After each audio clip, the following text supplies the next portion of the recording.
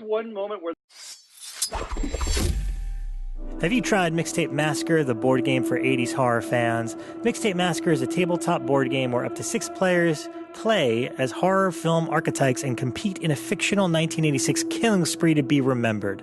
Collect kill tokens as you roam the small town of Tall Oaks and stack up your body count or take each other out of the game in epic brawls. With tons of references to 1980s music, films, and pop culture, Mixtape Massacre will have you laughing while you're slashing. There's even a curated 1980s Mixtape Massacre playlist available on Spotify. Want more? The Black Mask expansion pack arrives this spring, bringing it with more gore, slashers, cards, and gameplay. It's available now at mixtapemassacre.com. In need of some awesome horror merch, or perhaps the perfect Valentine's Day gift for that special horror-loving person? Head on over to Fright Rags. They have the best collection of horror t-shirts, socks, and other creepy collectibles. Anyway, they use the best horror art drawn by the most renowned horror artists. Now available, the Texas Chainsaw Massacre collection. Also new, the Plastic Fan collection, featuring fun retro-style shirts from Little Monsters, The Running Man, and Video Armageddon. They also have a new Child's Play collection featuring shirts, socks, and enamel pins. You can get 10% off your next order just entering Shockwave0118 at checkout. Visit them online at www.frightrags.com. Come out and celebrate Women in Horror Month at Film Bar of Phoenix. Women in Horror Month was created to support female genre artists who seek to expose and break down social constructs and miscommunication between female professionals. This February, Film Bar of Phoenix will be showcasing and honoring the works of females in horror with films like A Girl Walks Home Alone at Night, The Love Witch, and Pet Sematary, along with great panel discussions and guests.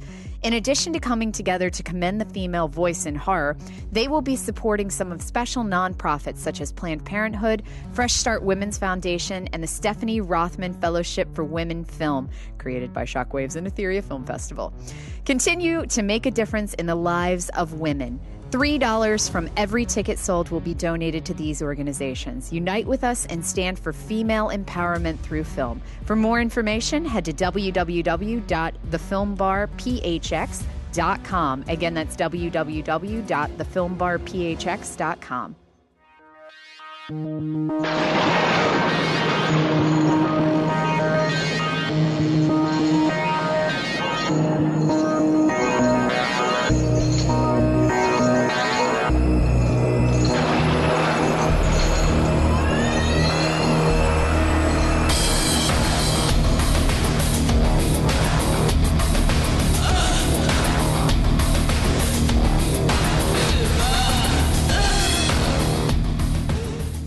Okay, and welcome to episode number 82 of Shockwaves. I'm one of your hosts, Rob Galluzzo, Rob G. I'm sitting here with Elric Kane. Yeah, man, I haven't been this excited to be on Skype for a long time. It's been a while. We haven't had that Skype guy for a while. Yeah, the Skype guy. Well, Rebekah McKendry is here in person. I was here last week. Yes, but you're here in person today. I am here in person. We still don't know where she was a couple weeks ago. I'm not telling. No, we do know. We've established that. I guess I was But returning via Skype, the man, the myth, the legend, Ryan Turek.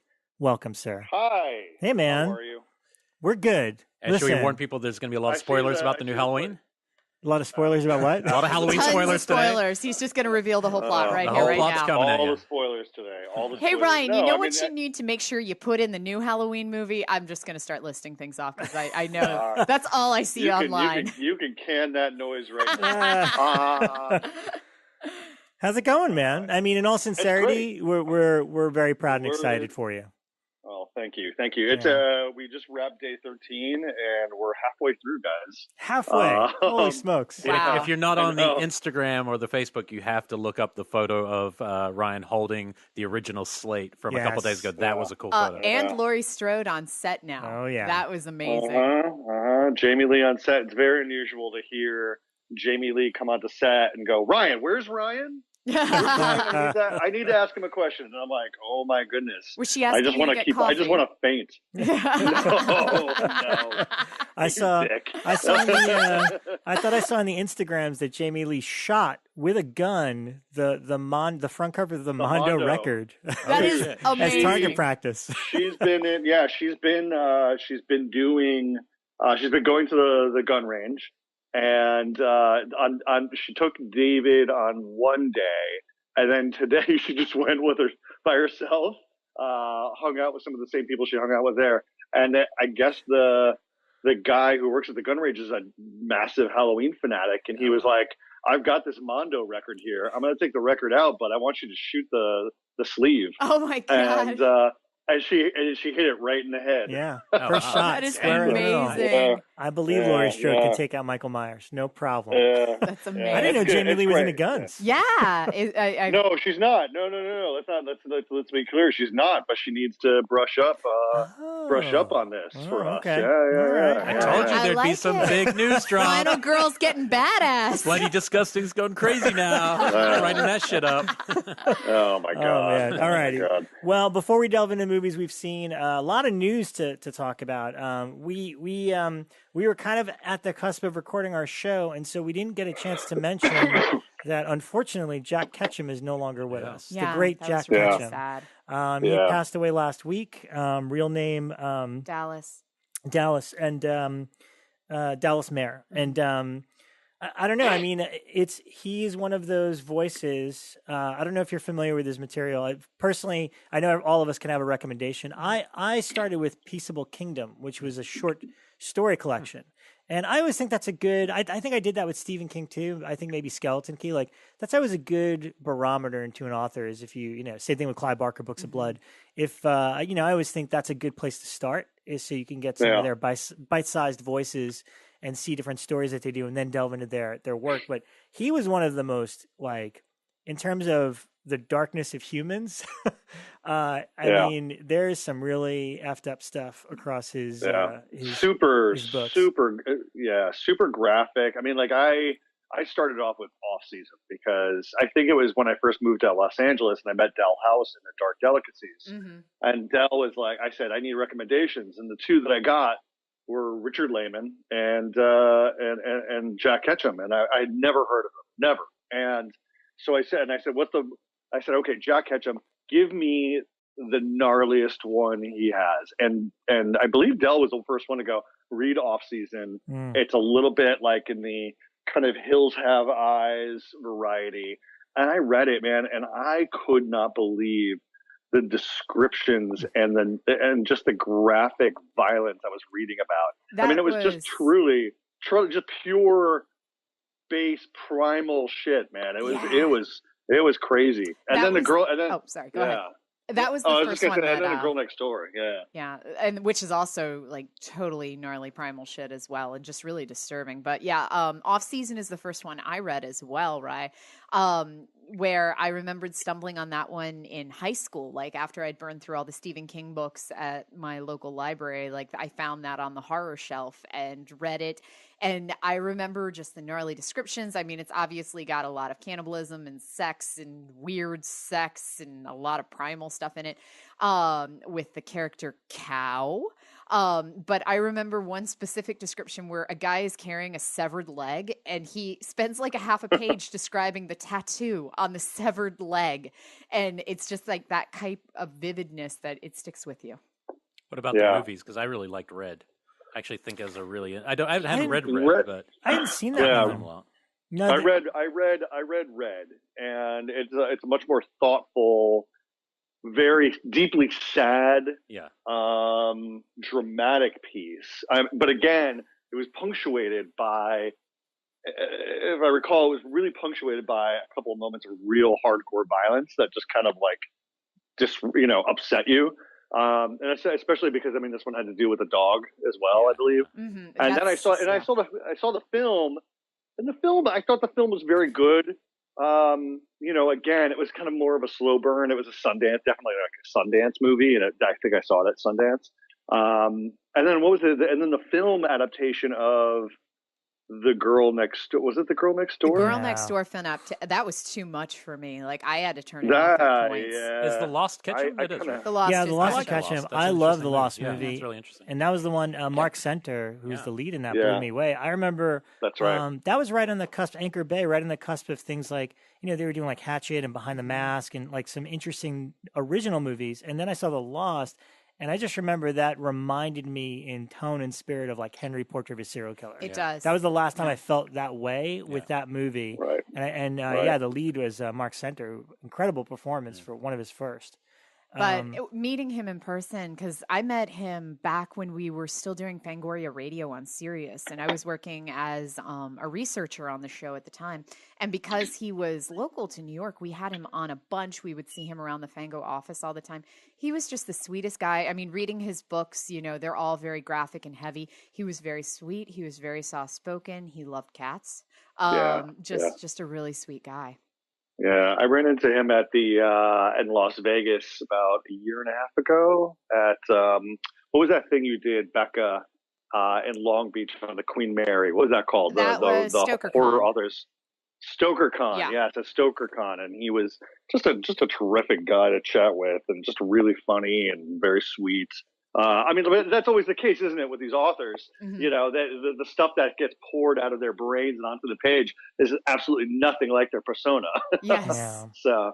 Yeah, totally. Yeah, it's a terrible loss. And I mean, for a lot of you that don't know his work, you should definitely get into it. It's worth noting that the last several things he did, he co-wrote with Lucky McKee, the director of May. Yeah. Because they had formed quite an interesting collaboration there. Well, they did The Offspring, and then The Woman. They did The Woman, but The Woman wasn't based on a book, right? It was their own sequel. Actually, it was. It was the sequel from The Offspring. Right. Because The Woman, original concept from a spinoff of The Offspring, because The Woman herself is a character from I think that's one of the reasons it The works Offspring, better. which is off-season. It's not tied to the literary roots, you know. It's got a little more freedom there. Yeah, well. And gives us hope for Dr. Sleep, because, you know, maybe that will... There's news. Mike Flanagan is doing Dr. Sleep. Oh, yeah. That's pretty cool. Yeah. Also on the news front, I have to say that the promo for the new Purge movie was the best part of the State of the Union. That was on my list too. Yeah. That poster and the teaser on the day that it dropped was, you know what? Hats off to you. My mom even called me. Yeah, she was like, I didn't know what I was watching. I thought it might be a Coke commercial or maybe an AARP. And then she was just so excited to see Blumhouse on it. So, now, Rob, imagine the predator foot slamming on that hat. Now that's a promo. Like when I saw those materials, I was like, guys, we're just trolling America at this point. It's wonderful. I loved what Brian Collins posted up on Twitter, which was like, by the time that they get to the Purge 5, it's just going to be called like Purge 5. You know this is about Trump, right? I mean, why beat around the bush? Yeah, just go. I'll tell you one thing I'm not going to do. Funny. I am not going to watch or even look at pictures of that Hereditary movie. I'm going to go in blind, because so far I've seen nothing. I saw a little photo of Tony Collette's face, and I'm like, nope, that's all I'm going to ever see. Keep hearing I'm going to keep my scariest ears movie closed. of the You're year. lucky. I watched the trailer just because it popped up. I was like, hey, look at this. And then everyone's like, don't watch the trailer. And I was like, well, I wish the warning came before they released Rob, the trailer. you've got 2 days now. Anyone watch the trailer has 2 days to live. Oh, my God. But I'm going to try to, I mean, I don't, you know. Hereditary. Who picked it up? I think it's A24 is putting it out later. Yeah. Only two choices. Ryan, have you seen it yet? I have not, but you know, I just kind of get pissed off when I see people who have seen the movie and go, "Don't watch the trailer. There's spoiler shit in it." It's like, well, we wouldn't have known that. Yeah, we don't know the context of that. Right, yeah. Well, but now we know. I'm going to call so my if it happens prediction. to come across my eyeballs, I know. Prediction now, just based off It Follows, The Witch, and a number of other films. It will get major amounts of hype for being the scariest movie of the year. I'll love them. Many people Elric will will love love it it and say it's the scariest movie of the year, and then there will be a massive backlash of people going, it's not scary. It's going to happen. I'm just waiting And then for 20 it. years later, it'll still be a great movie. Yeah. Because no one cares. But you're right. So far, the A24 model, almost all of them have suffered that. Yes. Which is it unfair. will be what happens. So. It's just the hype machine Well, of festivals. I was going to say I can segue this into stuff that we've watched, because I did see a particular Sundance movie that also got a lot of hype. Okay. Called Mandy by Panos Cosmatos. No spoilers Mandy. here, or I'll take my cans off. Is it as good as Mom and Dad, Ryan? Is it as good as Mom and Dad? Dude, I will. We can go gloves off right now on that if you want to. I love that movie. I thought it was so much fun. Oh, no. I had an 80% return rate on that movie. 80% of people agreed with me, and then one person said he hated it. Elric, I honestly, I like, for someone who loves cinema, this movie is like anti-cinema. But you would say the same thing about the Crank movies, and I love them. It's pure anti-cinema. Ryan, that's your new podcast. Did you call the It's Crank just like- movies anti-cinema? Because now we're going to go Well, to also, blows. first off, I love Crank well, movies. first off, no, Crank is great, but that's because it's by two guys, not the one. This one is one half of the Crank team. So I don't know. I think he was bringing the full Crank universe into this movie. I thought it was, I thought it was cranked up, man. Mass God, cranked man. him. There was one moment where there was a jump cut, a narrative jump cut, and then I was like, "What the hell did you just do? And why did you do that?" And I'm so confused by what the fuck I'm watching. Like it was just like so ADD and out of its mind, not in a good way. Anyways, it's Mandy, meant for people with a real elevated aesthetic. Oh, Brian. good I think Lord. you just couldn't Okay. quite clear the hurdle of Brian Taylor's mastery. Let's hear about Mandy. All right, so Mandy.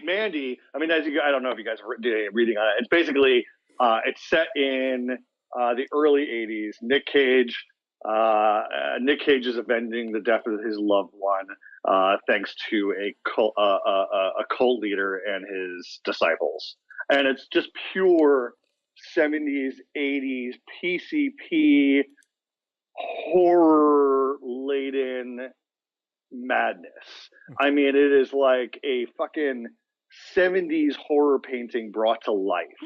It's like one part, like there's like moments of animation, there's moments of just pure abstract visuals, there's moments of just great grindhouse sleaze. How does it compare to Beyond the Black Rainbow aesthetically? Like, completely, dude, it's completely different. I mean, like, wow.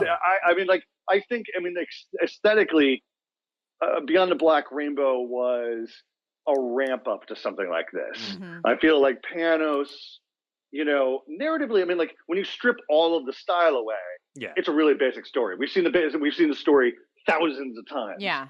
But all of the elements that he threw into it, all the weird side characters and the kind of esoteric ramblings of the cult leader and all of that. And then, of course, Nicolas Cage's madness. It just lent itself to a really, really cool, memorable movie. My only problem with it is just the runtime. I mean, like it's 120 minutes, and I'm just like, this easily could have been 90 minutes long, man. Do you think that's the final cut, or do you think it could still? No, I think it's definitely the final cut. I think it's the final cut. I mean, like, and the soundtrack is great. I really dug it. I watched it like on a really early morning, and that shit woke me up fast. Wow. It was cool. You'll dig it, man. You'll dig it. I think everybody will dig it, actually. And so it's good Nick Cage. It's good, yes. Thank God. That's all that matters. Nick Cage. Good Nick Cage. Yes. That's what we need more of in this world. Well, now I know. I can throw Nick Cage on a slab of bread, and you'll appreciate it. It's really. I avoid a lot of those really generic looking ones, but if he gets to go uncut, I like it. I'll admit it's a weakness. You like full cage weird. I like full cage. Yeah. Uncut Cage. Uncut Cage, baby. On a loaf of bread. That's going to be our next podcast. We Wow. do every Cage movie in order. Wow. Let's do it. Why don't we jump in? I know. Obviously, last week we had Severin on, David Greger from Severin, which was a great, fun chat, and I got to dig into the Amicus box set. I think cool. Elric, you've seen some Severin stuff as well. Severin Oh yeah. So why don't we start with Severin? Yeah. What did you see? Holy You're shit. making a face. I know you've been waiting. I mean, this is the one he gave us all some discs when he came because he's a very nice man, David Gregory, and he said, "Oh, you need this one," and he passed me this movie. Okay. So this is Intervision, so you already know it's my bag. This is one of the movies you'll see only get one of these a year. Right. Intervision is all shot on video. Shot on video yes. when it's truly holy fucking shit. Okay, so this isn't holy fucking shit in the way Devil's Honey is, where there's something about it I love and keeping it. This is just like, oh my God, I can't believe this exists. Okay, so imagine the setup, right? Ready? Okay, so first, imagine that Tommy Wiseau slept with Billy Drago and somehow spawned a child who literally just looks like the two of them combined. Wow. And then you put him in a Saw movie with no budget. And that is Beyond the Seventh Door. And I mean, the guy looks his acting style is as bad as Tommy Wiseau, but he looks a little bit more like Billy Drago. His name is Lazar Rockwood. Amazing name. I'm looking him up and it's right basically now. an ex-convict gets out of jail in the opening scene, and he goes to meet his ex-lover, who happens to be a French maid at a mansion. And he's like, "Look, baby, we can go in there, do one more crime, and then we get out. We're out after Does that. he We're have out." the same accent? Yeah, it's a crazy accent. No, it's crazy, and his character name is Boris. So you can't. I think it says he's from Lithuania. Anyway, he talks to her, and she's kind of giving a hard time. Oh my God! Yeah, it look at really this, does. It's No, I've fucking seen crazy. him. It really looks like Billy Drago and Tommy Wiseau had a love child. Yeah, exactly. If you ever look up worst performances, there's like a really funny reel of, and there's a clip from this movie showed up. So I had seen a clip from this movie. I just didn't know what the movie was. Right. And now I've seen the movie. Now you've seen the whole thing. And so then he goes in to rob this place. He says, "Okay, you guys upstairs, do your thing. I'll come in and we'll get the. So they go downstairs to rob this place, and then basically a door closes and a voiceover thing goes, "You have come to rob me, and now you will be in my game." And basically, it's floor to floor, exactly like Saw, where each floor like walls start closing. Here's one of the walls like pouring they have water to come in. up with a way to break like a kind of a riddle that is given to them by the voice to get to the end. And it's kind of got a bit of that morality play of, the choices he will make will decide whether he gets to survive or not. But it's shot on video. So this is SOV Saw before Saw with basically Tommy Wiseau. I mean, I really want to see this man's skull. Like, I've never said that before in my life, but just looking at his bone structure. That's Rebecca's pickup line. Yeah. I really want to see your skull. Look really at his bone frightened of Bekah structure. right now. I just Yeah, he really has want to captivated. see his skull. It's fascinating. 1987. 87. It's on Amazon Prime as well, but the version on there doesn't look as good as the DVD because I'd started on there and then just realized, I'll watch the disc because I was having problems playing it at one point. It's also a bit like The Collector, the actual story. I feel like there's quite a lot of, but imagine those with like no budget. So, I mean, it's actually kind of charming. This will probably play gangbusters as a party film, but watching it alone, you're going to feel weird. Now, do we suspect that a young James Wan and Lee Winnell may have rented this movie? I'm 100%. They late just 80s? ripped off. They owe everything to a man called Lazar Rockwood. Wow. No, it's a weird one, but I think it's definitely fun. Like, I cannot say this is a good movie by any means, but I could definitely say that no matter what, you'd be entertained. You couldn't be bored watching this thing. Just the performances are batshit, You know who's a big fan of this movie, by the way? Ryan, do you want to chime in? Because this is a movie your fiance had gushed to me about recently. Apparently she's a huge fan. This is what happens when I'm gone. Yes. Oh, man. She's a Lazar Rockwood girl. I had to promise not to watch it without her because apparently that's how much she loved it if she'd like to watch it again. So wow. We have a Beyond the Seventh Door movie night coming up. No, I mean, that's the hard part with like SOV and Intervision stuff is like getting the right one. So I think you could get 5 films and be like, kind of boring. This one won't disappoint on that level. But you have to be at that level in the same way Things doesn't disappoint to me. Right. Yeah. But it was crazy movie. Wow. Well, speaking of Severin, I delved into the Amicus box set and I hadn't seen any of these films except Asylum, which I saw back for Halloween this year. But the first one, The Beast Must Die. I'm a huge werewolf fan. This is from 1974. I've never seen it. Peter Cushing's in it. And he was telling, David Gregory was telling us last week that this was not one, the elements are lost for this one. But they did do an HD scan back whenever the last DVD was. So this looks good. It doesn't look great, but it looks pretty good for what it is. The movie itself, it's really interesting. Had I seen this at 12, I would have loved it tremendously. But now that I'm an adult and I've seen so many werewolf movies and kind of stuff like that, it's more, the gimmick is more fun than the actual movie. So the movie is pretty decent. It's basically all these people are up at this giant mansion, and the guy that owns the property is kind of this, he's a little eccentric and insane, and he's keeping them all there because he's convinced that one of them is a werewolf, and he's not going to let any of them go until he figures it out. But what's great about it is you, the audience, get to participate. There is a werewolf break. I think it's 25, 30 minutes before the end. It pauses with a little clock that ticks for 30 seconds, and it says, "Who do you think is the werewolf?" Ooh. And it shows each character pop up again. And so that's totally like a Mr. Sardonicus move. It's really fun. Like that part of it's fun. And so from that moment to because there's fun stuff throughout, but from that moment to the end, it just goes all bonkers because now they're trying to, throw you off on who it might be. And then they reveal the identity and then, it's not what you think. And but it was kind of, the gimmick of it was cool. The thing with me is when it comes to werewolves, I like werewolves to be like wolf men. Yeah. And this is, it's right on the cover of the box. It's a wolf. So it turns into an actual wolf. And that always disappointed me in werewolf movies. Even as a kid, as I liked it to be a monster, not just a wolf, not just a good-looking, cute dog. Yeah. So it's a movie. I feel like if you were remaking the idea and it was super R-rated and the effects are great, you could make a really cool movie out of that idea. But it definitely dragged. I remember watching it back in the day, going, "Oh yeah, is that all it is?" Yeah, so it's great, but it drags a little bit. But I'll tell you, the surprise, the standout in the set was, and now the screaming starts. From cool, because I put it on my shelf and I was deciding whether to jump in. It's great. Okay. Because I started with The Beast Must Die, and I was like, oh yeah, it's pretty good. Like kind of what it is. But sometimes you never know with like Hammer Hammer or British horror. Like, is it going to be a little slow or boring, whatever? No, this one kicks right off with kind of there's this great scare with this ghost-like hand-looking thing. And basically this guy is just married, comes back to live in his old house, and the woman keeps seeing kind of like this rogue hand, kind of just crawling around and trying to get her. And then she sees the rest of the guy, which is a guy with his eyes gouged out that just kind of appears in the windows and stuff. Wow. And so, slowly but surely they start unraveling that there's some sort of family curse there.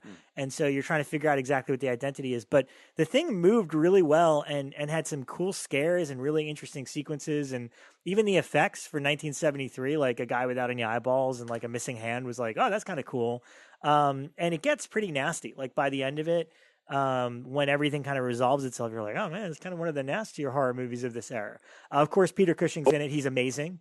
One of the guys from Clockwork Orange, I forget his name, he's in a bunch of these Amicus movies.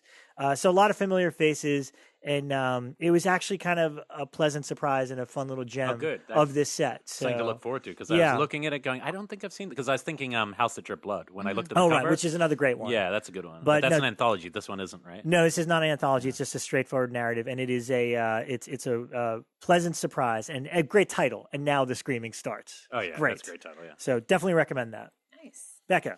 Okay, so I did contemporary stuff this week because I'm trying to catch up on things that I may have missed over the past couple of weeks. So I watched The Vault on Netflix. This is the new film that was released straight to Netflix with Franco on it. Oh, James Franco, yeah. So really cool premise. Like, I had really high hopes for this movie. I hadn't heard much about it going in, but it just popped up on my feed, and I was like, that's a cool idea. Group of people break into a bank and are trying to find money, and they end up breaking into this vault, and then something is in the vault that is very sinister, and then everything goes haywire from there. And I won't blow too much of that. You find out at the very top that this particular bank that they are breaking into has this like crazy history where in the 70s, or it may have been the 80s, somebody broke in and took like 10 people hostage and ended up killing all of them and like set them all on fire while they were still alive. So you find out from the get-go that this bank has some pretty sinister history. So I thought the setup was great. Where the movie completely fell apart was it gets really lazy on the horror. Like the heist stuff is good. I was in with it with the characters. Franco was it's weird because I never have said this about a single other project, but they underused Franco. Usually, if anything, I'm like, this has a bit too much Franco in it. He probably gave them a day. Yeah, and so it kind of felt like Franco was being underused in this one, where I felt like he should have been doing a bit more. But that said, once it gets to the actual horror of the vault, then it gets lazy. The mythology wasn't clearly thought out. There were some plot holes where I was, Ryan, are you brushing your teeth?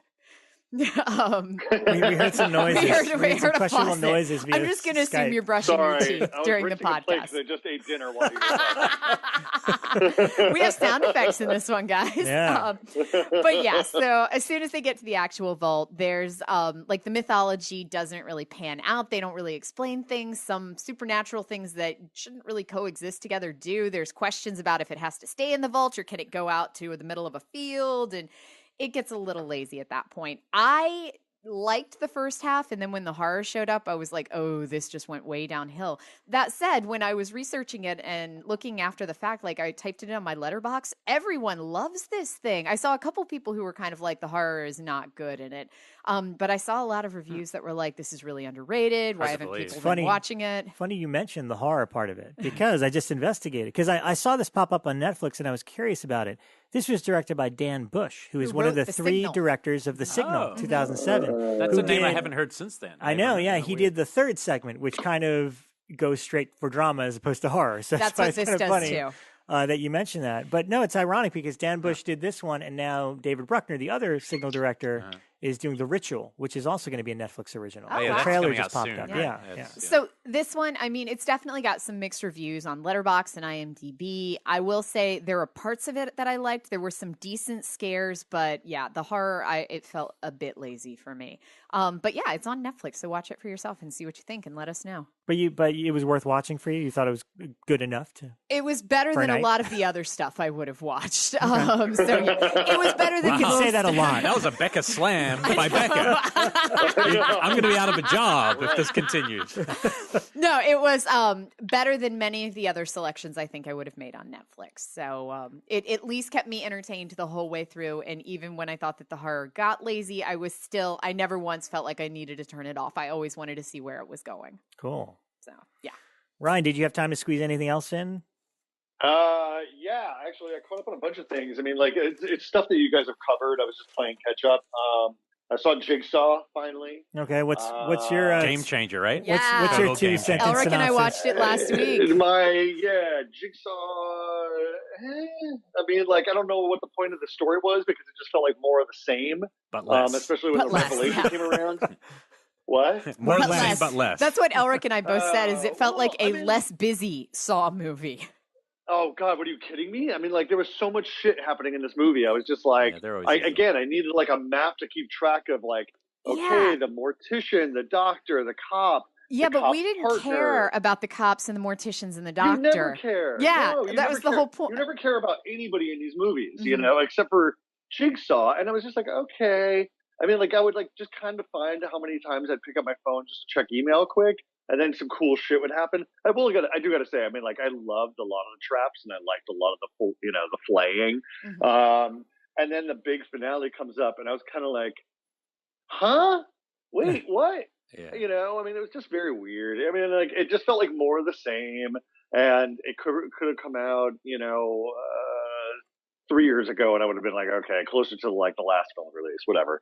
I saw Shape of Water. Mhm. Oh yeah. I thought that was a very beautiful film. Thought it was very good. I thought it was, I thought that, Guillermo did a great job. It's definitely one of my more favorite Guillermo movies. Mhm. I had a weird experience though. Let me just share this with you guys. So, I mean, like, listen, it's been out for a while. I could drop a little spoiler. Not Richard out in Jenkins the UK yet, played- though. I don't think. Well, Richard But Jenkins regardless. Richard Jenkins has an affection for someone in the film, Yes. and he shows that to another man.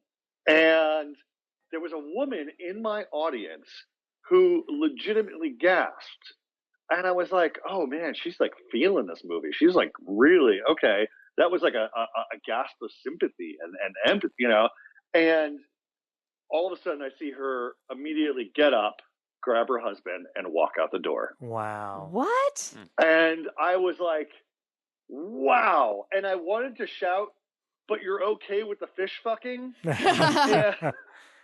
But she was already gone. I mean, like, it made me so fucking sad and infuriated that Oh my she God. was Man. like, that was the one mic drop moment for her, that she was just like, this is insulting. Anyways, fish fucking it just totally. really Yeah. I was just like, okay, you're completely fine with interspecies sex. Great.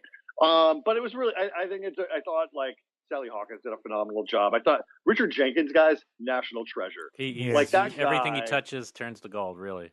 Every single thing he does is amazing, from Cabin in the Woods, Flirting with Disaster. Let Me In. I mean, he's amazing in Let Me In. And he makes that movie. That's why it's almost as good as the He original. totally does. Yeah, he's so I good. mean, like, good God, man, I would love to get him on the show and just like pick his brain about every single thing. Not to mention He is Bone so Tomahawk. good. Oh my Oh God. yeah, he's Yeah. great. in Oh, Tomahawk, He is yeah. the best. Yeah. I mean, Tomahawk. God, he could have got an Oscar nom for that, Absolutely. Yeah, Absolutely, he's so good. yeah. But he definitely elevated the movie for me. I think Michael Shannon did a great job. Michael Shannon being Michael Shannon. Yeah, they but could have made him more complex. I feel like Michael Shannon's great, but he gets to play the one note. Yeah. He's got, He skirts it. He skirts that kind of. He skirts the moments of brilliance. There are some like really, really good moments where there's like Michael Shannon moments that we hadn't seen before. But then, like, he kind of slides back into the norm, The stuff with the fingers is great, though. His fingers rotting is so great. That's But it was very good. It's great. I thought it was a very good movie. movie. Yeah, Like, it's a good movie. so much better than Crimson Peak, and it definitely left a lasting taste in my mouth, and I'm still thinking about the film. So, I think that it was very good.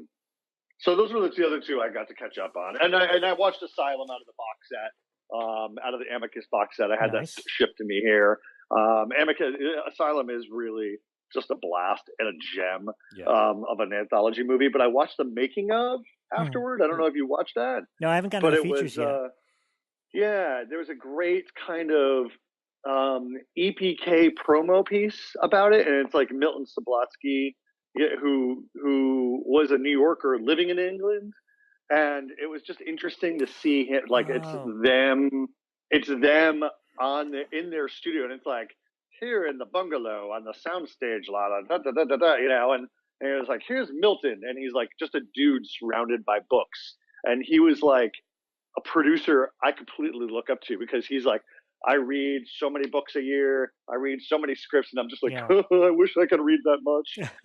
But he had like all of these like pulpy paperbacks, like really like, like kind of crime fiction, horror fiction, all sitting on a shelf. And I just kind of admired that kind of, love for cinema and being a producer. That was really cool. But I got halfway through that making of, and I put a pin in it. I'll go back and watch it. Yeah, but it's cool. Yeah, no, it is wonderful. I actually forgot that was on the check disc that I got a couple of months ago, and I watched it because it's period. It's a documentary of that time. It was made then. It was made in 1970, whatever. Yeah. Yeah, and it's super fascinating to hear him talk about like, we just got somebody in for 2 days and then we got another picture.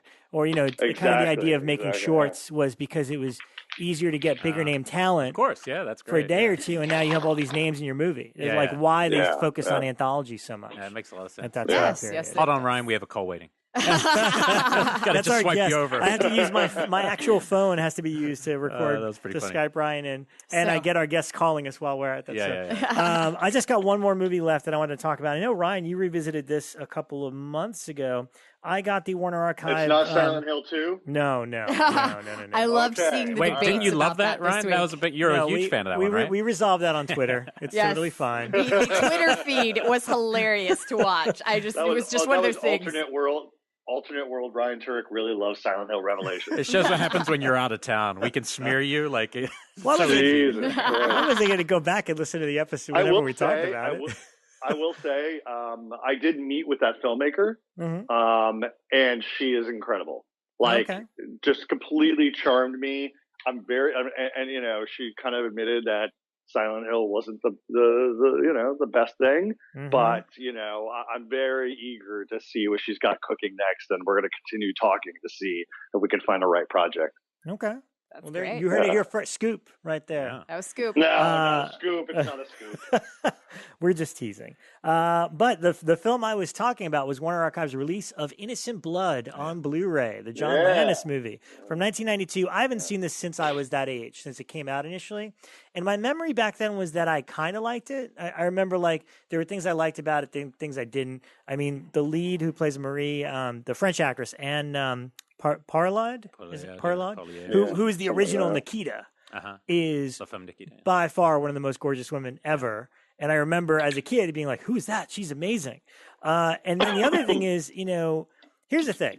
I still like the movie. There's a few things wrong with it, though, that were much more clear to me now as an adult. Because I do love John Landis' style. And it seems like his attempt to redo An American Werewolf in London, trying to get that horror and comedy blend. But the first thing is this movie's a half hour too long because it is 2 hours on the dot. And I'm kind of like, oh my God, like total half hour, this could be taken out. Number two, he tries a little too hard on the comedy side. The thing that works so beautifully about American Werewolf in London is they're not playing things for laughs. They're playing it real, and because it's real, it's funny. Whereas this one, the moments that work are the ones that they are playing straight, like kind of the way that these mobsters, because basically it's a vampire infiltrates these mobsters, starts feeding on them, but she doesn't kill one, and so now a bunch of mobsters are turning into vampires as well. Totally funny premise on paper, but that's the thing is like when it tries to be funny, it goes a little overboard with that. And part of the thing that connects to that I notice now that I'm much more cognizant of music is the score does not match at all. It's kind of got, and I get it, it's got that zany, almost like, that kind of like zany, like gangster comedy style thing that like Landis probably loves from classic movies, but the score doesn't work at all. And I'm like, oh, this makes the tone so weird. And lastly, as much as I loved Anne growing up, she is not the right person for this role because she could barely speak English. And so it is really hard when your lead vampire is who has most of the dialogue doesn't really speak well English. Speak well But when you have English. Don English Rickles, what does it Don matter? Rickles, what do you need? He's great in it. And Him and Robert Loggia, they're both great. in it. Loggia, I mean, that's it. Rickles kills me when he And again, I don't turns. mean to harp on this movie's negatives. It's just that there's so much good in it that I wish it was a leaner, much more, concise movie. Loggia's amazing in it. He's the head gangster. I mean, the whole cast, you'd recognize everybody. It's the guy that from The Sopranos is in it. Chaz, what's the Chaz Palminteri? He's in the beginning of it. There's so many great people. Kim Coates, so a lot of recognizable faces. And really the cherry on the icing is basically all the cameos. So obviously Dario Argento's in there. Oh, Sam I didn't remember Argento. Dario Argento is he's a cab driver. He's the cab driver. Savini, I remember. But... Savini's the paparazzi. They're like, "Hey, go get that piece of shit," and he's like, and you look at it, Savini, and he's like, "Oh," and he like runs away, and you're like, "So that's kind of funny." I'm looking at it now. Frank Oz is the pathologist. Yes. Frank Oz. Forey Ackerman steals a car. Forey Ackerman's in there. Wow. He gets the car stolen from him by Loggia. Sam Raimi. Sam Raimi attempting his best at a New York accent, and it's terrible. It's Roma meets man is what he's credited as. He actually says to Loggia, "You want me to call somebody boss?" Like, oh, that's right. I do remember that. Steve Johnson's in there. Steve Linnea Johnson Quigley. did the effects, and so he pops up in it as well. Yeah. I remember the eyes being really freaky. I have not seen this movie since I was a kid, but I remember the eyes being really freaky when I was a kid. There's cool stuff to it. Steve Johnson there's a moment where a vampire blows up in the sun that I remember. It's not nearly as good as the werewolf transformation, obviously, but it's really good effect-wise. I was like, oh, that's a pretty standout effect right there.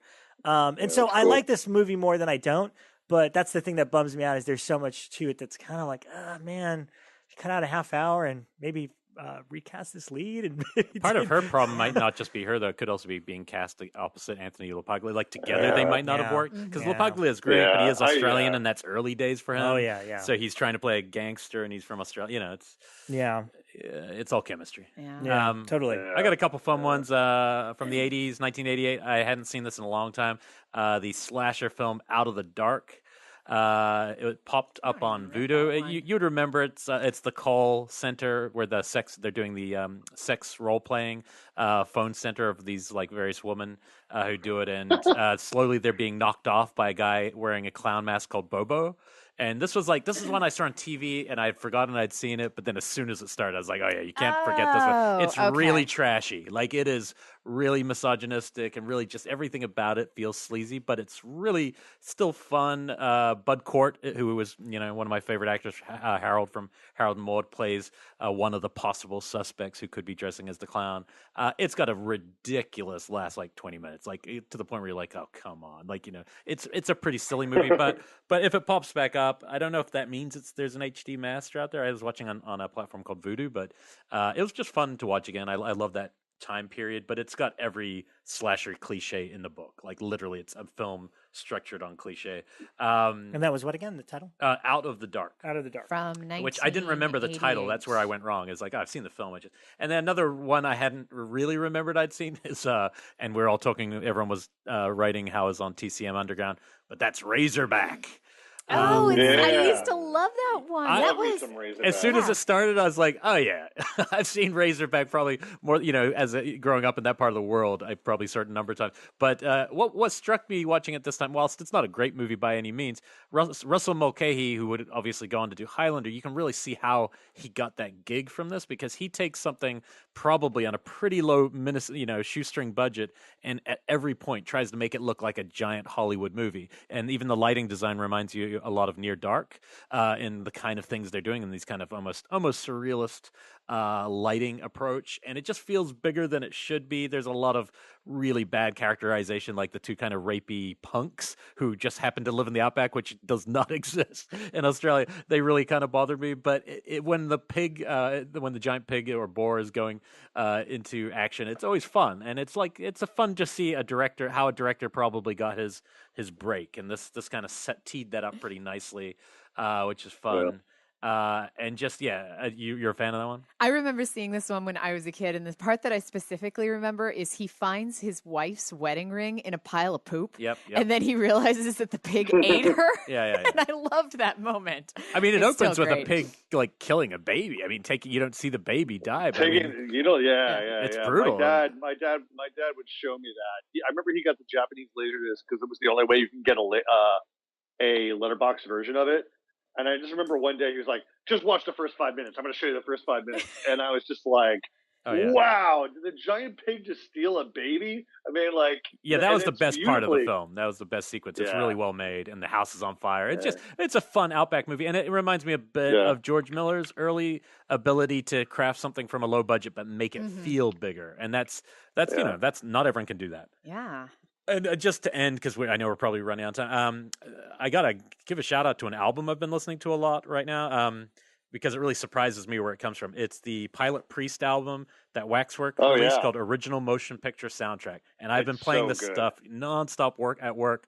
But what's cool about it is the director of my favorite segment by far of the Holidays film, Father's Day, Anthony Scott Burns. And this thing is, I mean, it's the fact that he's also a musician with this kind of capability. It's like perfect synth Carpenter-esque scores. And each one has, what are some of the titles? It's like the title tracks on this album are things like Body titles. Double and After Hours, Miracle Mile. It's literally like a lineup of the movies we talk about on Pure Cinema. It's like all our favorite kind of movies. So it's a lot of music too. It's terrific, and it was like lot 2 hours of music. 20. What's it called? Pilot It's called Priest. Original Motion Picture Soundtrack. But this is Anthony Scott Burns' side label. But he had sent me this record, like, I don't know, it was like when he heard us talking about Father's Day, and he sent me this record. I didn't get around to listening to it recently, and now I'm just like over the moon, like, oh my God, this is so good. Yeah. And I can't wait for his feature, because I've heard he's up there shooting a feature up in Canada. That's so terrific. I got this record from Waxworks as well, because they have the vinyl version, but you can find Pilot Priest on Bandcamp.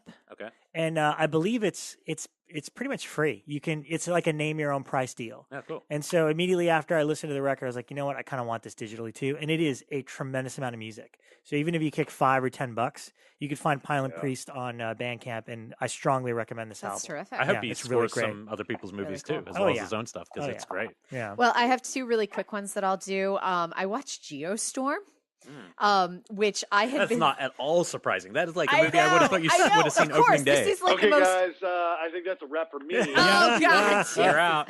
Ryan's out at GeoStorm. Yeah, so I usually love disaster movies. I pretty much love anything with giant explosions. And this, I mean, it's a slippery horror genre thing, but pretty much like I've always been amused by how if it's a natural disaster, people are like, oh, it's a tidal wave, that's action. But if it's a swarm of locusts or Godzilla, people are like, oh, well, that's horror. So I still kind of equate these with horror, and I still love them just the same way that I would any horror movies that do the same thing. So GeoStorm, there were billboards for this all over Burbank. So I was expecting a giant movie, plus the thing cost $120 million to make. And it's directed by Dean Devlin, who had produced Stargate and all the Independence Day films and the Godzilla movies, the American ones, and Eight-Legged Freaks. So I was like, this is going to be huge.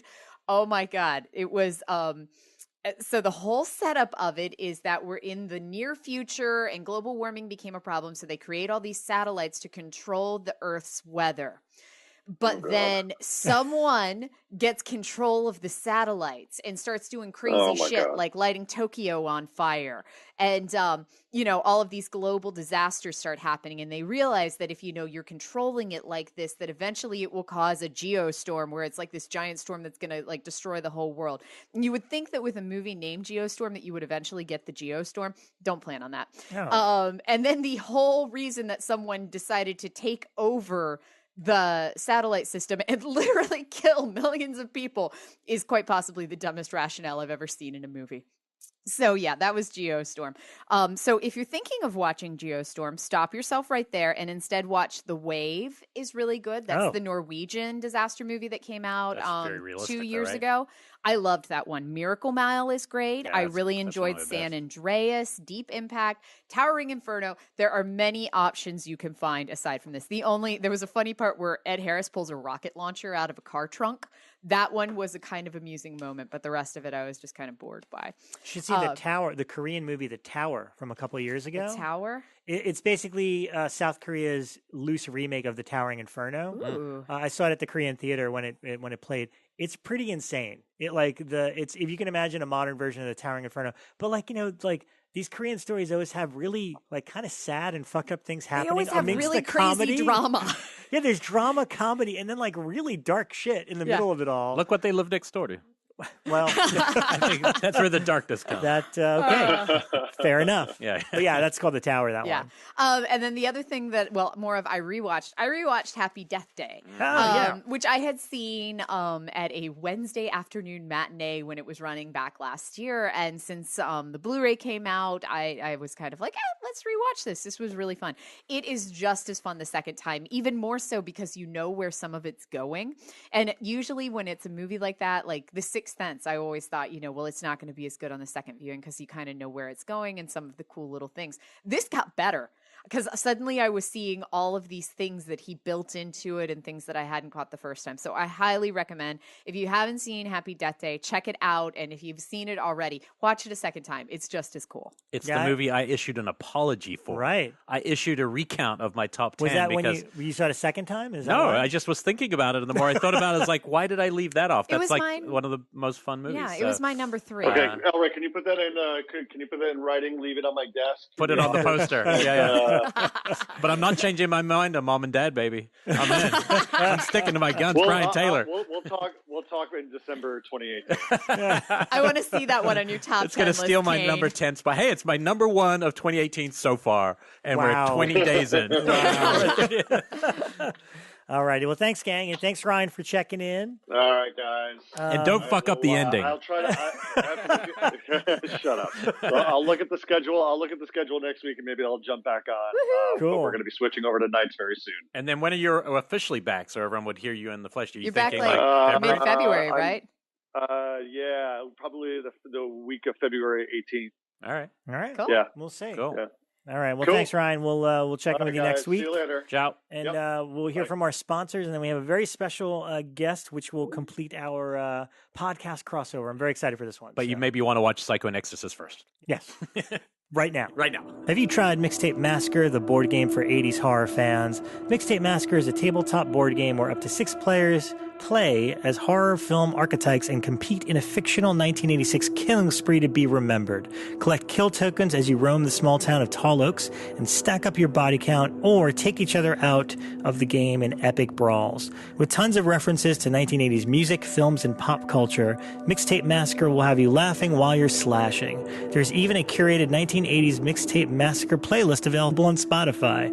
Want more? The Black Mask expansion pack arrives this spring, bringing it with more gore, slashers, cards, and gameplay. It's available now at mixtapemassacre.com. In need of some awesome horror merch, or perhaps the perfect Valentine's Day gift for that special horror-loving person? Head on over to Fright Rags. They have the best collection of horror t-shirts, socks, and other creepy collectibles. Anyway, they use the best horror art drawn by the most renowned horror artists. Now available, the Texas Chainsaw Massacre collection.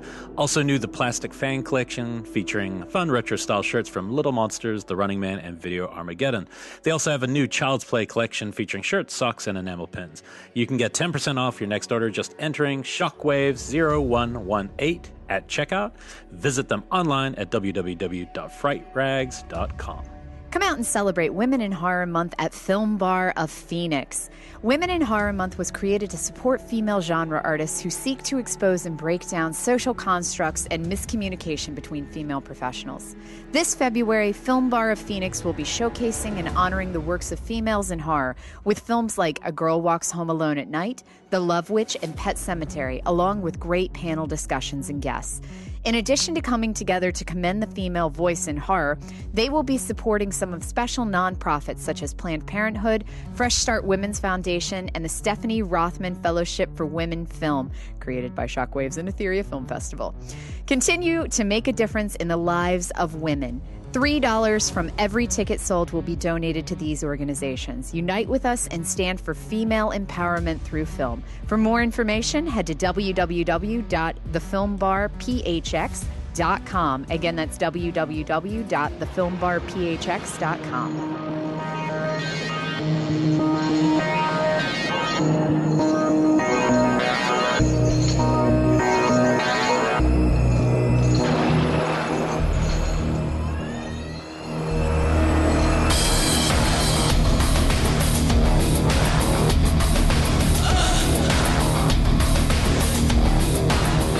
Kane, welcome back. And leaving January and going into February, this is the end of our podcast crossover idea, at least for now. It's been pretty fun. We got to do the TV show Punch Drunk TV. Mick Garris was on for Postmortem. And then we took a diversion with David Gregory from Severin so he could announce The Changeling. And Bria. Bria was here. Yes. Yeah. But this was one that I thought up and decided, this would be a fun guest because I discovered Inside Psycho on Wondery, obviously because I'm a Psycho guy, and it was not hard for me to stumble upon that show. And then the gentleman behind the show followed up with Inside the Exorcist, which I told Elric about just as it was coming on, and our listeners. And a lot of people jumped on right about then, which was nice because then I think Inside Psycho kind of repeated, and then some bonus episodes and all that. And again, it's a very unique show in the sense that it's not exactly biographical. It's not exactly narrative. It's an interesting combination of all of it, which I've never heard before. And it made Inside the Exorcist even though I knew a lot of bits and pieces, hearing it, told that way was really exciting. And so with us is the narrator and creator of these shows, Inside Psycho and Inside the Exorcist. Narrator, creater, host. Bon vivant, everything but gentleman. I have to take exception to that. Mark Ramsey is here with us, everybody. Hey, I'm so happy to be here. It's fun to see what you guys look like in the flesh. I was saying the same right before you walked in. I was like, yeah, he looks like what I think he would look like because I listen to the show, obviously, and I'm so used to you doing not only that, but all these character voices because you are everybody on the show. You do character voices on the show? No, they're not character voices. They're just, it's his voice, but as the character. Yeah. I intentionally stayed away from character voice. The idea with the series, both of them, is that it's intended to be kind of audiographic novel is what I call it. So, the idea is that it's, short little punchy scenes. Mm-hmm. And it's some of it is dialogue, some of it is narrative. It varies. But I was determined of one thing, and that was that I wasn't going to do any imitations. I wasn't going to do any voices. Mm-hmm. So I represent people's voices, but we do some audio magic. The amazing audio designer that works with me, Jeff Schmidt, did some terrific audio magic to kind of alter my voice in certain ways. It comes from different places, left and right, that kind of thing. So the way it works out is that it sounds like different people talking to each other, even though you recognize it's the same person. So the effect is more like a story told, literally storytelling. How long does it take to make an episode if you have to do all that going into it? Boy. Do you really want to know from the beginning? Yeah, I do, because I think of podcast and I'm like, we sit here in a room once a week for 2 hours. Let's go back to the beginning. Let's go through the whole process. Oh, Rob's going to go in chronological order. While we're talking about your voice, though, I will say that now I always will think of you, what your voice is William Friedkin's voice. Yes. Even though I've seen William Friedkin do your voice now, the part where he's sitting out in his garden or whatever, I can't get that out of my head now. It's his voice. So I am his voice. You are William Friedkin's voice from here on out, which is not bad. Which is probably as close as the show will get to Friedkin. So we might as well just interview you in character. You never know. But no, where it is, obviously, look, to delve into the making of a classic horror film, there has to be some sort of level of love for this material to begin with. And it seems evident that, your love for these titles in the show. So where did it begin? How did Inside Psycho, because that was the first show, how did that even happen? Well, look, back to the very beginning, I was a monster kid, so many people my age. I was a monster kid. So I grew up loving this stuff. I've always loved this stuff. A while back, my wife and I saw The Big Sick, the movie The Big Sick with Camille Nanjiani and Emily Gordon. There's a scene in there where Camille shows Emily Dr. Phibes on their third date. You remember that? Yes. So I got to meet them at an awards thing, and I said to Emily, "Did he really show you that on your third date?" And she said, "No, it's on the second date." And this is some kind of monster god. The second date, he's showing Dr. Phibes. It's just amazing. It's technically a love film. That is pretty romantic. It is a love story. That's great. He loves his wife. Yeah. And she said to me, well, he wrote the Kamel shows Emily Dr. Phibes, and I wrote the following scene, which was Emily asks Kamel why guys always think they can show women a movie and that's okay. It was a funny interchange. But to answer your question, look, who's not a fan of Psycho?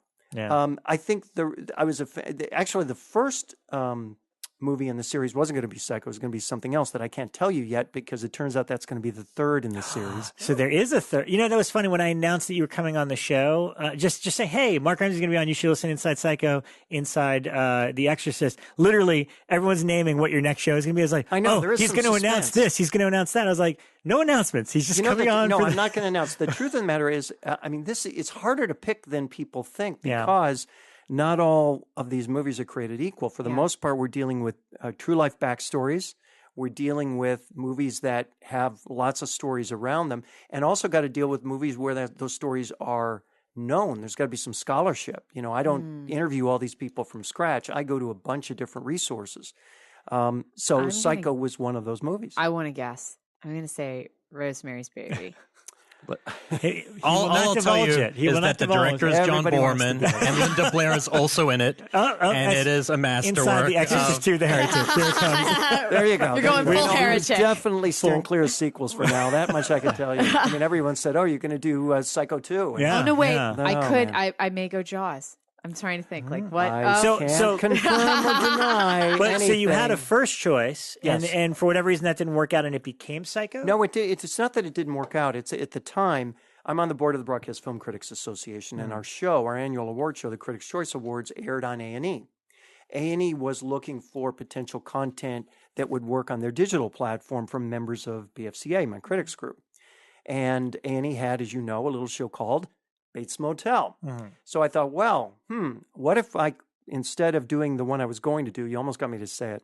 I do very good. You're gonna keep naming Very titles clever. so you can. We can edit it out if you say it accidentally. So tell him instead of that. that, I thought, let me do Psycho, because I don't think Psycho is a natural first choice. I mean, what is it, 60 years old? I mean, I actually had people say to me, why'd you pick such an old movie? And I said, well, what part of classic don't you understand? Yeah. So that was why I picked Psycho. And it was interesting because we did the teaser first, which was the first 5 minutes or so. That's all we produced. And we sent it up to the guys at A&E. And before they got it, they said, look, we'll take any kind of content, but here's the thing, anything but audio. No audio. We're not interested in audio. Don't send audio. So, of course, I sent audio.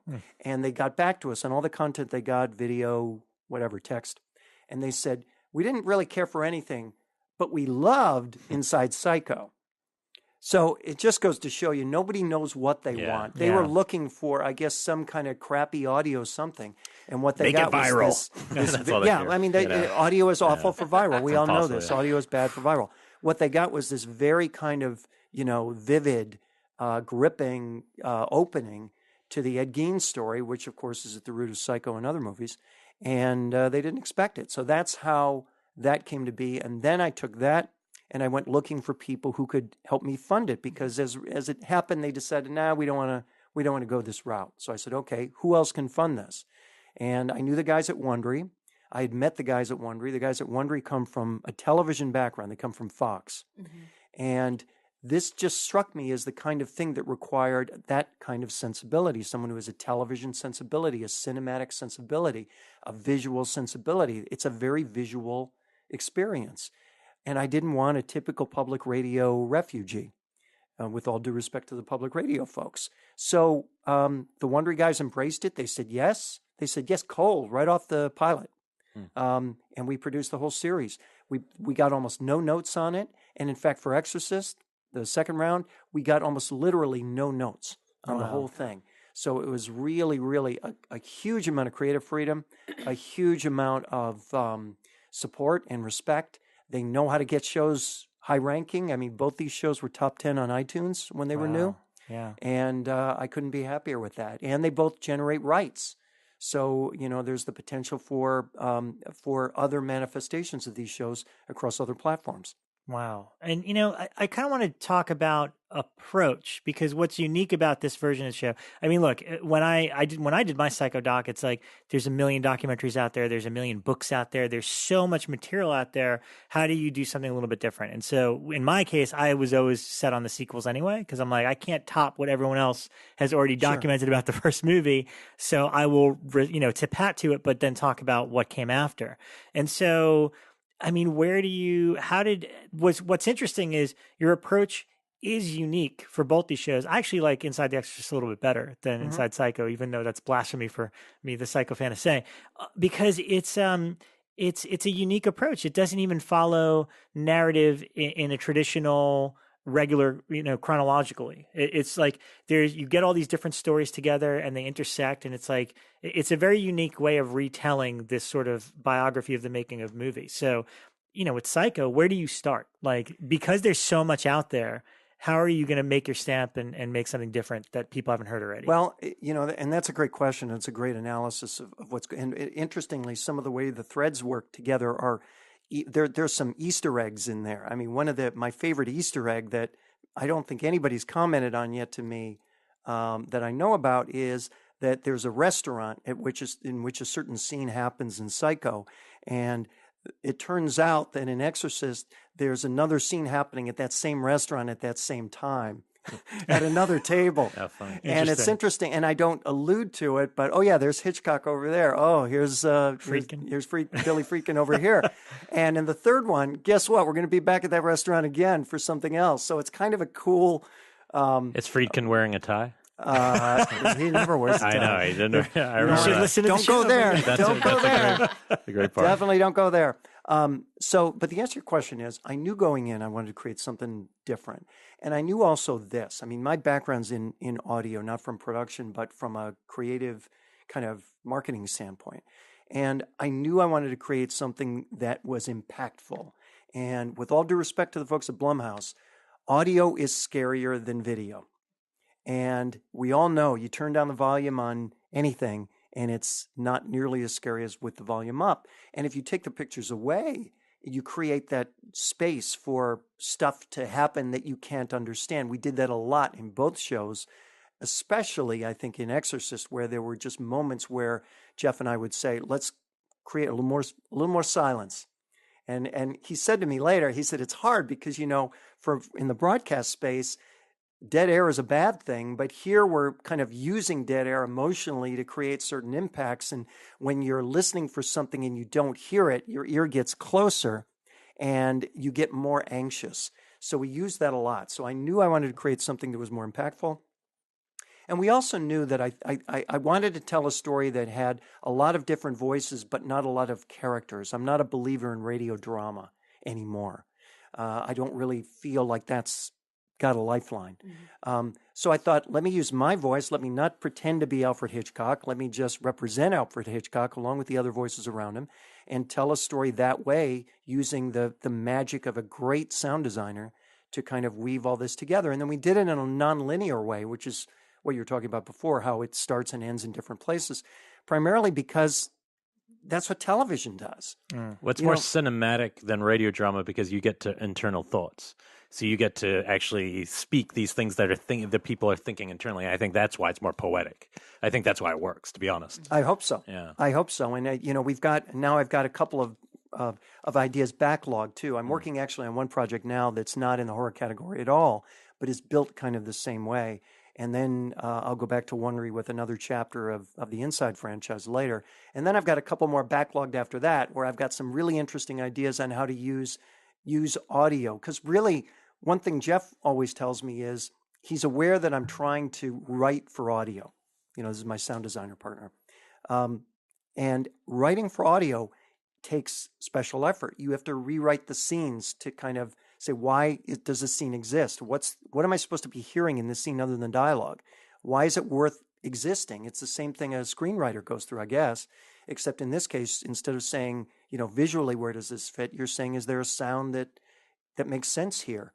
And so that's one of the reasons why we chose The Exorcist as number 2, because the sound palette was just irresistible. The sounds of that real life exorcism. And the other thing about the story, I think that you indicate that makes it a little bit different is people have said to me, did this happen? Did this really happen? Did these certain things really happen? I was going to say fact versus fiction. Fact versus fiction. And I said, look, when you watch a biopic at the movie theater, do you ask, did that really happen? Or do you say, well, it's Leonardo DiCaprio, so it's divorced from reality already, right? It's okay to tell a story that's not 100% true as long as you are creating the thrust of truth. I mean, true-ish, Yeah. and that's what it is. Not every second in there is true.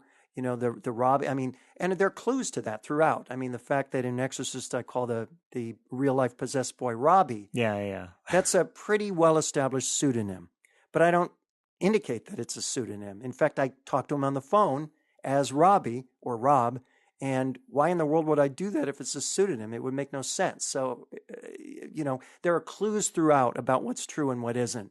And I drop those in, and it's interesting to see how some people interpret it. And I love getting reactions from people like, I was on the Stairmaster at the very end, and I flew off, and everyone thought I was nuts.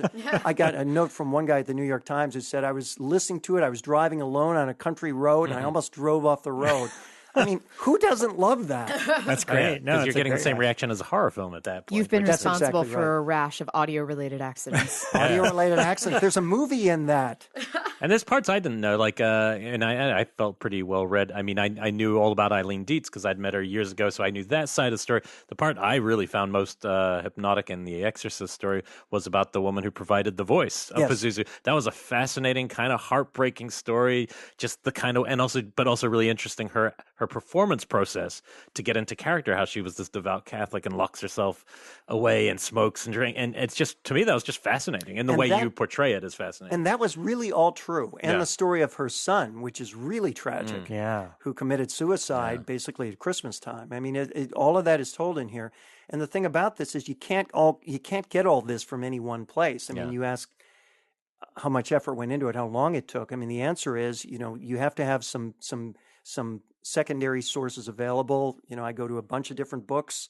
I gather those together. I go to internet sources, but it takes like 2 to 4 months of research, and then it takes about 6 to 8 weeks of writing, and then it takes another 6 to 8 weeks of recording.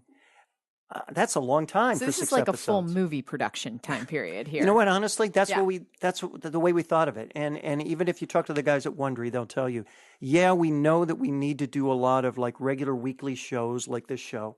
We know that that's the way that you build audiences, you grow audiences, you develop advertisers and so on over time. But we also want to keep our hand in events, just like television with limited series, The Alienist right now, I mean, this is basically Inside Psycho, Inside the Exorcist is basically a limited series. Yeah. How many episodes did you do of each? 6 for Psycho and 7 for Exorcist. Okay. And, I try and organically what makes sense.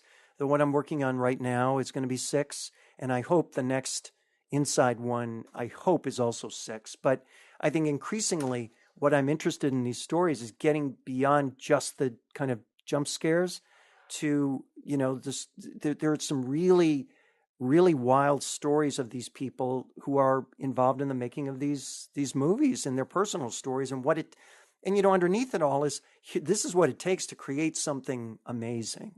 This is the pain you go through to create something amazing. This is what happens to you after you create something amazing. I mean, a filmmaker friend of mine said to me, you actually had me feeling sorry for Hitchcock. And here's a filmmaker who by any standard, has achieved as much as anyone can possibly achieve. And here he had me feeling sorry for him. Well, why not? The man never won an Oscar for the quality of his work. Yeah. What's not to feel sorry for? He was never able to top Psycho, which was just, as you know, especially insanely successful, much more so than any of his other movies, including The Birds.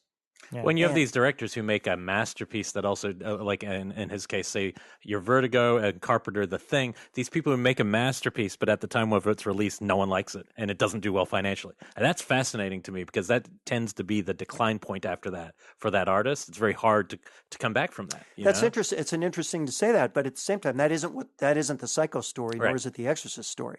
Those were both kind of the opposite. Oh yeah, they're both I haven't hits, really hit yet one of the the downturns, the Thing situations. That would be an interesting direction to go. Someone who, is kind of redeemed over time, as opposed to in the kind of the It's a Wonderful Life effect. Something becomes a classic later, but in its time, it's diminished. Yeah, which is which, as we know from the times when Carpenter's asked about that, you realize, artists don't really like that. They don't really care that 20 years. It's not as exciting for them that 20 years later is discovered. They wanted it when it comes out. They want the money then. Yeah. Well, isn't there a funny story with him having a conversation with Guillermo del Toro, and del Toro is telling him like, "You made the thing. It is a classic now." And he's like, "Yeah, but what good does it do with me now?" Yeah. Like, I need it to be, a classic at the time, when it came out. But look at Guillermo. I mean, that's a good example. I mean, his table was about 3 tables over from me at the Critics' Choice Awards, and I thought about him there. He made this movie for next to nothing, Shape of Water, right? This dream project for him. I mean, if anybody can get a movie made at whatever price they want to get it made for, you would think it would be Guillermo del Toro, right? He couldn't get that movie made at anything but a Blumhouse-style price.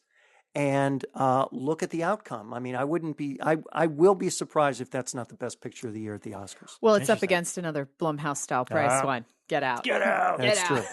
That's true. But it is true that many of the films that you see nominated for Oscars were forced to be made on a budget because somebody was, it's a risky venture. And it's either going to turn out to be brilliant or it's going to turn out to be bad. And so people are scared to take the risk. Maybe I'll get that Lovecraft movie made. That'd be nice. But how different would Psycho have been had it not have those limitations?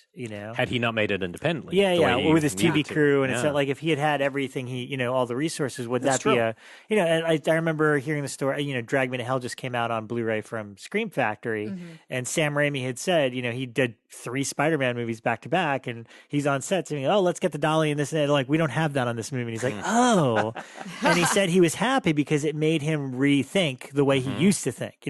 When you're on these big, Spider-Man movies or whatever, and anything you want, anything from, equipment to if you need your shirt pressed to whatever you need done on a whim, and then getting, kind of stripping that back and then rethinking like, oh, wait, this is great. This is going to be fun because we're going to do it this way. The way he used to do it. I think that ended up making some of the most kind of rememberable scenes from Psycho. For instance, the scene where, what is his name? The inspector, Rob, someone help me out. Arbogast. Thank you. Arbogast. Where he's falling backwards down the stairs, and it's you can tell he's on like a chair, and the reverse, the screen behind him. Yeah. Whatever it is, it's really disorienting. And I know that it was done cheaply and simply, but whatever they did, it felt more disorienting the way that they did it on a budget than if he had actually been able to throw him down the stairs. Well, that's so true. And I was very cognizant of that with these shows, because you can tell not a lot of resources go into them in terms of people. I mean, it's after all, I could have had a cast of a dozen. I could, especially Exorcist was pretty epic. There were like dozens of quote unquote speaking roles in that. And this notion that, and they asked me when I first came to Wondery with Psycho, they said, so don't you want like a second voice at least? And I said, no, but that constraint, the constraint of saying, I want to do this just with my voice is an established constraint. And then you ask the question, well, how can I do it just with that? And if you study, the history of movies, not just horror movies, but go back to Orson Welles. I mean, he made most of the movies, if not all of the movies in his later career on a shoestring. He would work. He would make movies just to make money. He would be in movies just to make money so he could make movies for next to nothing. And people would die during the making of his movies, and they'd have to be recast with other people as stand-ins. It was that bad. And he only got to make movies because of his audio work. It's his audio work that broke him into the industry. Right. So, that's right. Yeah. And a similar kind of thing in a way. I mean, that was obviously more of a straight gag radio drama, almost a practical joke gone awry, but a similar kind of thing in terms of kind of pulling in an audience and feeling alive. That's true. And I think that, even now, I think one of the reasons why I do this podcast stuff at all is because all of a sudden, look at podcasts are being sold into film and television all of a sudden. That's a new thing. Well, this is as good a source for intellectual property as anything else. If you can make great content here, it's like making a great play, a great comic, a great book. It's the same thing. And I think only now is that being fully realized. I think the thing that fascinates us about these kind of shows, but in particular, making ofs. I will break out my Exorcist box set or Psycho occasionally, and instead of watching the movie, I'm like, you know what? I want to watch the 90-minute documentary on the making of Psycho that's on here that Laurent did because it's terrific. Or like now there's like, I think 2 or 3 feature-length ones on Exorcist.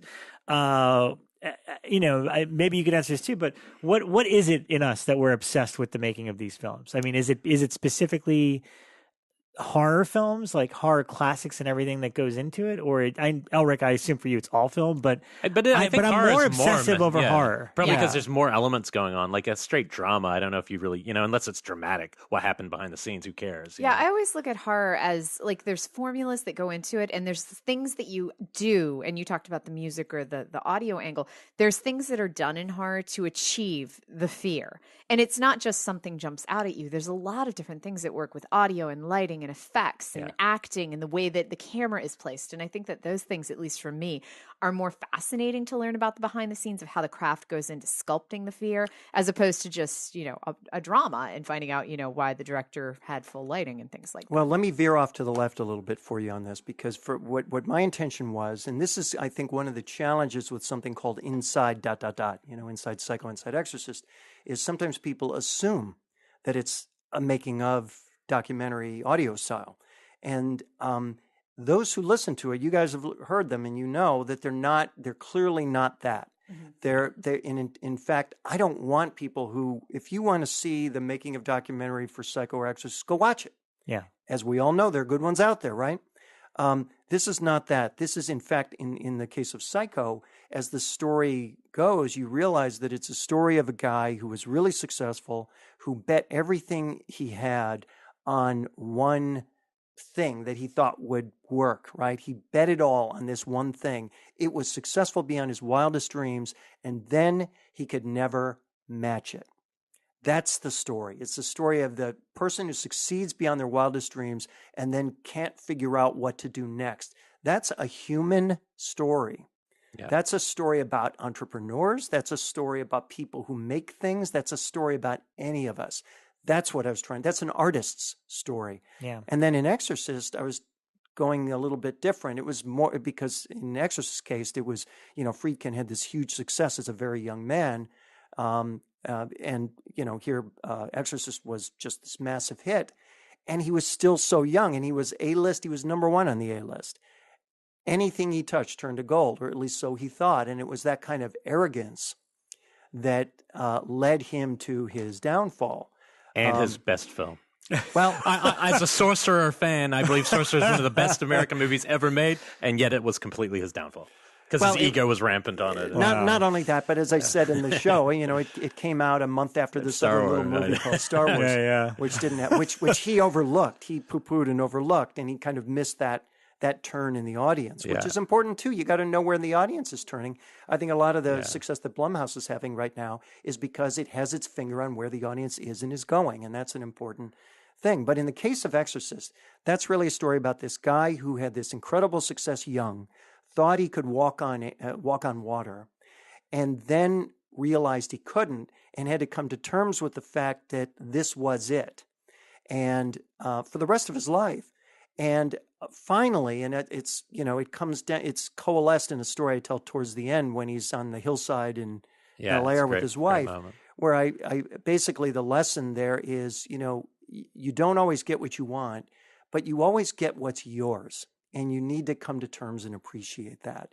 And I thought in both these cases, those are 2 strong lessons, 2 completely different lessons that are almost snuck in there in the context of a story about an exorcism and a horror movie and a mass murderer and a cheaply made film at the Universal Studios that everyone wanted to bury. Yeah, it's the human moments of your stories that I think is what sets them apart from just being, it's a good horror story. No, it absolutely is. Now, I'm not going to put you on the spot, and you don't have to respond. But he's totally going to put you on the spot right so now. You might have to, because if I get this right, don't read into this audience, but I have this idea for you. There is a connection, because thinking about, we like these shared worlds, and it was a Q&A that we were at that's bringing this to my mind. There's because you start with Hitchcock, and Hitchcock led you to Friedkin, there's interaction between these 2 characters in the Friedkin one. I think there'd be a beautiful story that might not be widely put out there, but we saw it in a Q&A between if you were going to do a certain movie at some point by a certain director called Tobe Hooper. And the reason I suggest this is because Friedkin told the most magnificent, beautiful story on stage with Tobe Hooper, where he basically told us how he was the first. Basically, no one had seen Texas Chainsaw Massacre outside of Texas. It had no life here. He saw it at one screening. And it was like it lit his brain on fire. And he literally contacted this guy, tried to find this guy in Texas, bring him out. And he took it personally. Friedkin personally took the print to every single studio and screened it for everyone himself because he was so enamored by this movie. And just watching him on stage with a very quiet Tobe Hooper going, that happened.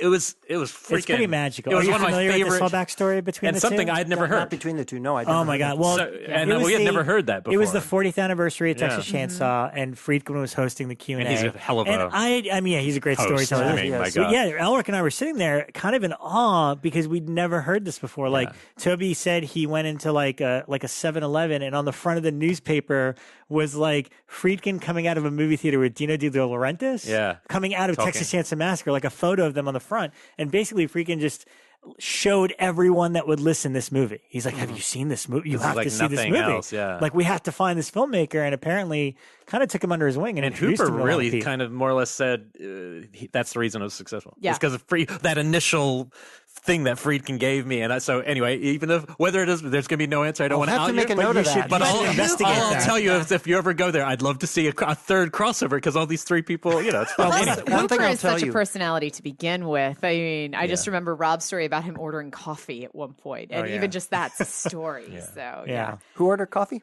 Friedkin? I took him to a commentary once. This is Hooper. He showed up. Hooper. Yeah, and he's like, "Can I have coffee?" And they're like, "How do you take it?" He's like, "Strong." It's just one word, but it's great. It's a short story. That's how he was.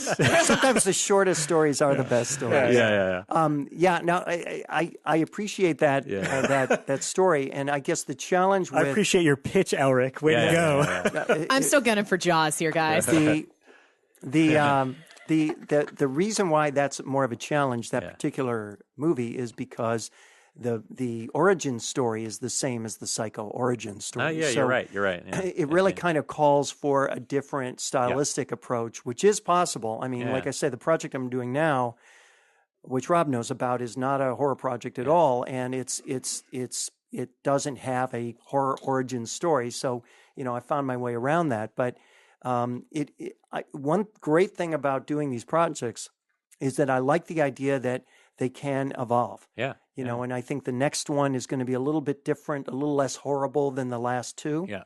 From that, because as I said as Jeff Schmidt, my production designer, and I said, can we do a better job of scaring people than we did? Can we do on a third one? Can we scare people more effectively on a third one than we did in the second? I think we've really kind of reached the apex of that. It'll be hard to do on Ghost of Mars. I mean, it's good that you're going there, and I appreciate, because there are fans, don't get me wrong, but good luck, man. I'll tell you, part of me, I mean, it's not going to be... hear your Ice Cube voice. It's not going to be... there you go. It sounds just like this voice. It's not going to be Halloween, but part of me looks forward to eventually doing Halloween because, I'm one of the lucky people who got to be in the theater on day one. And I will Tell us, never spill. I like these stories. I will never forget. Stories. Well, I mean, I went with a bunch of kids from school. And so it was a group, and it was a full place. And, these were in the days when you didn't know everything about every movie, and movies would kind of crawl into cineplexes and cinema, and, you'd hear a little bit of hubbub, but that was it. And there were no spoilers, right? No spoilers. And the idea of anything being killed and coming back to life, that didn't happen. Right? Ever. Yeah. So I just remember that when stuff happened in that movie, just looking around the theater, and people were just falling over themselves. They were screaming. They were laughing. They were falling. They were just panicking. It was just an emotional release that I've never seen before. You almost have to go to the commercials for Paranormal Activity to see anything close to that. Well, I think there's audio on YouTube from a Halloween screening. Really? From a vintage Halloween screening. And it's great because you can tell, I think they edited to the scene, even though obviously they were bootlegging or whatever. And just the gasps and everyone reacting to, Michael Myers just standing straight up again. To look at it now, to see it on TV or see it on DVD or whatever, or to see the sequels, you can't ever put that genie back in the bottle. This is what's so hard. This is why it's going to be so hard to bring the new one back, because it's got to come back as something else. It's like Pet Sematary. It's got to come back different. Because you can't ever return it to what it was.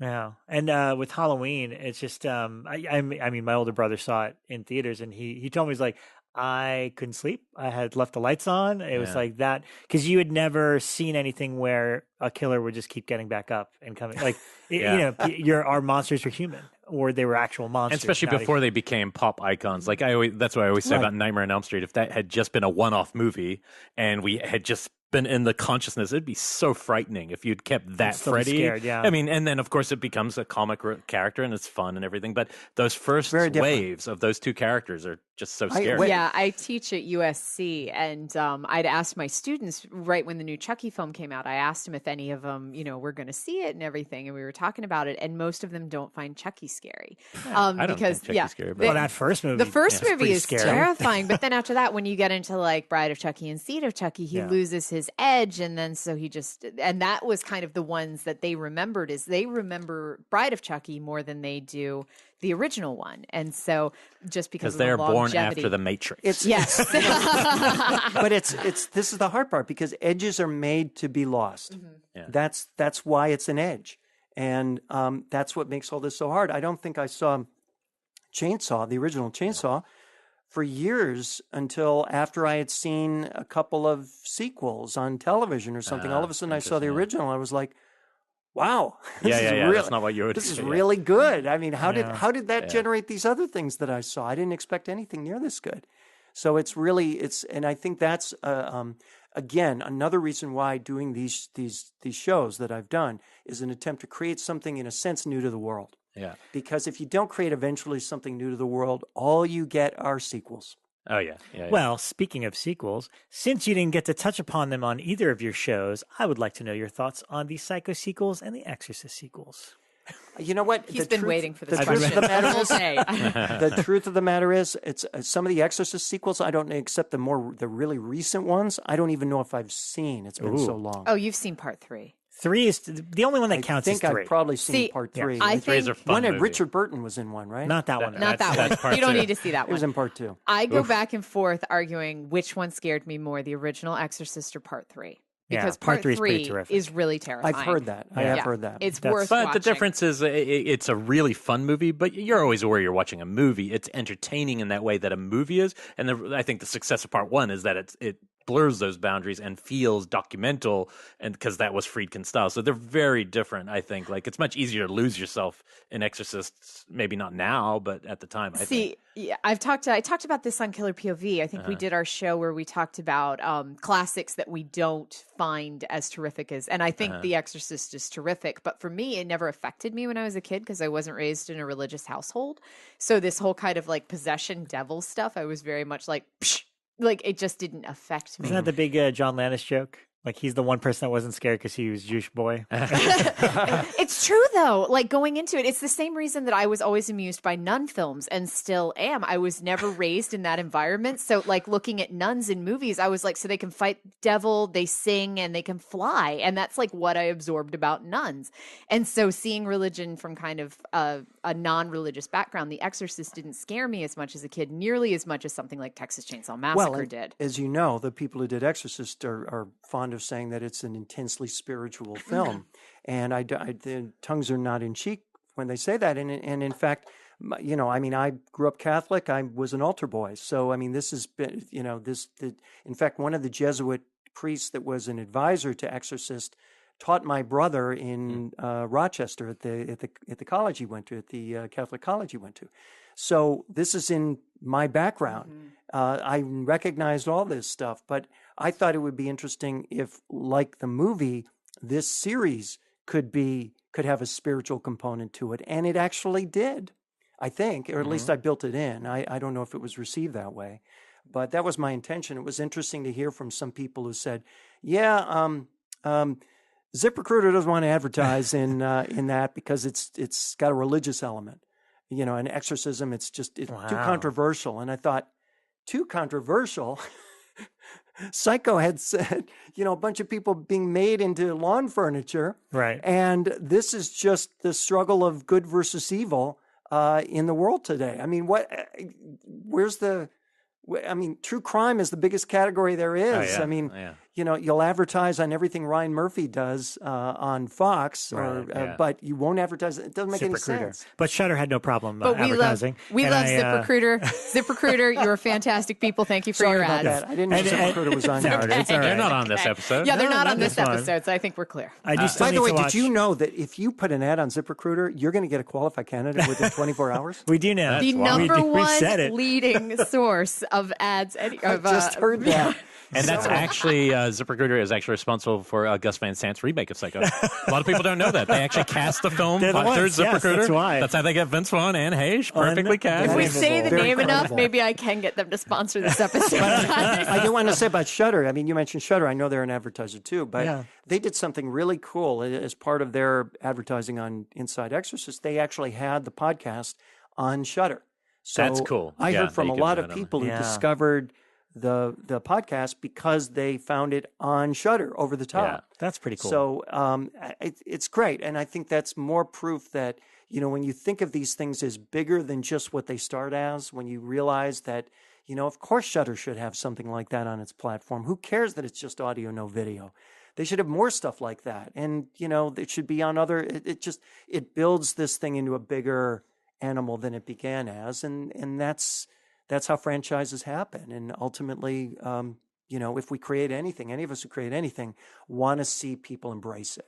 It's a nice timeless quality to your show too. Like even though you've already done well with it, it's nice to know that 5 years from now, it's not going to change at all, and people discovering it 5 years will enjoy it in exactly the same way. That was They're about intentional. classic movies, and they're classically made. And what we do is a little less evergreen, I feel, because it's a weekly show, and there's news or things like that instantly, date it a bit, but not the interviews. That's the nice part, So knowing what you do lasts, and I hate this idea of content creators. It kind of that term about modern media makes me a little sick because it makes it sound like we're just creating something to stick somewhere for someone to get. It's You're more trying than to that. interrupt somebody. Yeah, no, it's much more than that. You're trying to create something that will stick around and is of interest and will educate and you move guys people. go to all these conferences. You guys go to all these conventions. Aren't those places littered with folks Oh yeah, my who are gosh, doing yeah. exactly that? I into mean, it, yeah. that's the dream. That's again why I did these shows, because if you think about what Friedkin's going through, if you think about what Hitchcock's going through, that's it. Yeah. I'm curious, what do you consider, you don't have to narrow it down to one, but what's the one piece of research material out there for each film that you think is kind of essential for fans? And, as an example, I mean, I could do a dozen Psycho ones, but, Stephen Rabella's book, Alfred Hitchcock and the Making of Psycho, is kind of the epitome of making a book. Were there any that you discovered in the process for either film that surprised you? I haven't read Friedkin's bio, for example, yet, but I hear it's great. Yeah. Well, in the Psycho case, the Rebella book was one of the main sources. I can't remember the author, but one of the Hitchcock biographies was another main source, and then zillions of various internet sources for a lot of things. The interesting thing about the Rebella book is that, as we all know, it was made into a movie. Yeah. With Anthony Hopkins, and talk about something that is, diverts from reality to some Taking degree. liberties. Um, He'll be the first to admit that, I'm as sure he he did on would. our show. I'm sure he would, and so that was certainly a prime source. He obviously did a lot of legwork there, and there was a lot of duplication between that and in the biography I read. In the case of Exorcist, the Friedkin book was good, and he was wise enough to focus the book on the movies that he knew people would be most interested in, namely French Connection and Exorcist. But I had to really look a lot deeper because there is no contemporary insider's look at the Exorcist that's in print right now. There just isn't. I had to go. I found a book that was written by Peter Cowie? Travers. Oh, Travers, yeah. Peter Travers, then from Rolling Stone. Yeah. Back in 1974. Oh. And that was really useful. So that, you have to get it through eBay. So it's like yellowed pages, it's fascinating. But it also, I think, is interesting to me to be able to go to a source that is long out of print and bring new life to that. And maybe, in a sense, make it worthwhile checking out for people today. Yeah, I remember there's one Psycho book that I because I read all of them. I really liked, Janet Leigh did one that I thought was pretty good, Psycho Behind the Scenes of a Classic Thriller, which is basically she kind of co-wrote with somebody her perspective of making the movie Psycho, which, again, everybody has a different perspective when it comes to what's a classic. Now, I did also in the case of, I didn't do any interviews for Exorcist. For Psycho, I talked to Paul Jasmine. Oh, that's right. And yeah. Paul Jasmine, for anybody who doesn't know, is one of the three. I presented him as the one person, but in fact, there were three people, right, who were the voice of Tony Perkins' mother in the movie. In the original. Is it 3 or 4? It might be 4. Yeah. 3 or 4, I forget. But it depends on how you want to define 4. Right. But he was, I guess, the one at the beginning. Mm-hmm. And he was more at the beginning than at the end. Mm-hmm. The beginning of the process than the end of the process. And he's a famed fashion photographer living in LA now. And so I called him up. He agreed to do an interview. So it was fun. He talked about it's interesting. And you know this, Rob, because you did the documentary, but talking with people who were there then, there's something about that which is just sublime. Because these people were there, these people touched those people were on the scene, these people were part of these amazing things that you're talking to them about. You almost have to pinch yourself, when you're talking to these folks, because I can't believe I'm talking to you. Yeah. And you were the guy who was at the parties with Tony Perkins, joke calling starlets that were on Tony's black book, and calling them as this old woman. And Tony's recorded all of them, and Tony's laughing, and you're laughing, and everybody at the party's laughing, and you play it for Hitchcock. Hitchcock thinks it's funny, but it's more than that, because he said, this voice is very interesting. This would be great as the voice of Tony Perkins' mother. Yeah. I mean, that's just one of those little details that's kind of cool. And to know that guy, went on to a fabulous photography career, and, he couldn't tell me I asked him some of the things he wouldn't tell me and couldn't tell me about their carousing days in New York and L.A. He wouldn't get into that. He said, Osgood is Oz, and what's Oz's brother? Elvis. Oz and Elvis, they're very close to me. I can't tell you any details. Yeah. I said, okay. I just like, what I like about that is that no one's ever worked on like you're up to these people who you're talking about, and no one's ever worked on a masterpiece, and people have only ever worked on films. But in hindsight, they're masterpieces. So anyone working on it is like the sound recorders that which Ted Nicolai or whatever from Texas Chainsaw Massacre went on to be a director. You think about it and you're like, oh yeah, he's just recording sound on film, which is a pain in the ass on any movie. So whatever his experience, it's not exceptional or extraordinary. And yet to anyone after the fact, it is extraordinary because the film is transformed. Once it's done, once it's on a screen, it's a different experience. So I do find that fascinating that we look back as, it must be the most amazing thing. And to some people, it's like, it's just on a movie. Some sets are better and more exciting than others, or electric, but it's still movie making. And I see that play out even in these little podcast series, because you have the idea, you write it down, it seems like it's good, you narrate it, you can't possibly tell, and then it comes back, the audio production's in, you got a couple of tweaks, but otherwise you listen to it, and especially on Exorcist, where Jeff really went beyond the call in creating an audio tapestry that I mean, honest to God, if you put headphones on and you listen to that series, I think you will conclude you've never heard anything that potent before. I mean, some of it is just unbelievable. He was buying like wood crates and stuff to make some of the practical sound effects. It was just an amazing process that he went through to do this. And you can't pay someone enough to do this well. They have to do it that well because they love it. Shh, Ernie's listening. You can pay them just enough to keep them awake and not yawn when they talk to Carpenter. Oh, don't give him shit. Oh, that one again. We love Ernie. Have you seen the Exorcist TV series, the 2 seasons? And what'd you think? I wish they had shouted out the podcast. I'll tell you that. They did not, as far as I could tell. I thought the minute it started, I thought, well, where's this going to go? And I thought, and then the second season, first season was had some relevance. I won't go into those of you who've seen it know from the movie. We've talked about how it ties in with the film. The first one. That's what we said. The second season, I thought, where the heck is this going to go? And then once you get beyond the obvious twist, it's like, well, this is. I said, why so many kids was my first thought, because look, this was in the podcast series for Exorcist. When you put so much weight on the shoulders of a 12-year-old girl, you're playing with fire. Yeah. And when you have a house full of, teenagers, which is what that movie had, in what I would consider a crass attempt to deal with the 18 to 49 demo, then you better do a good job.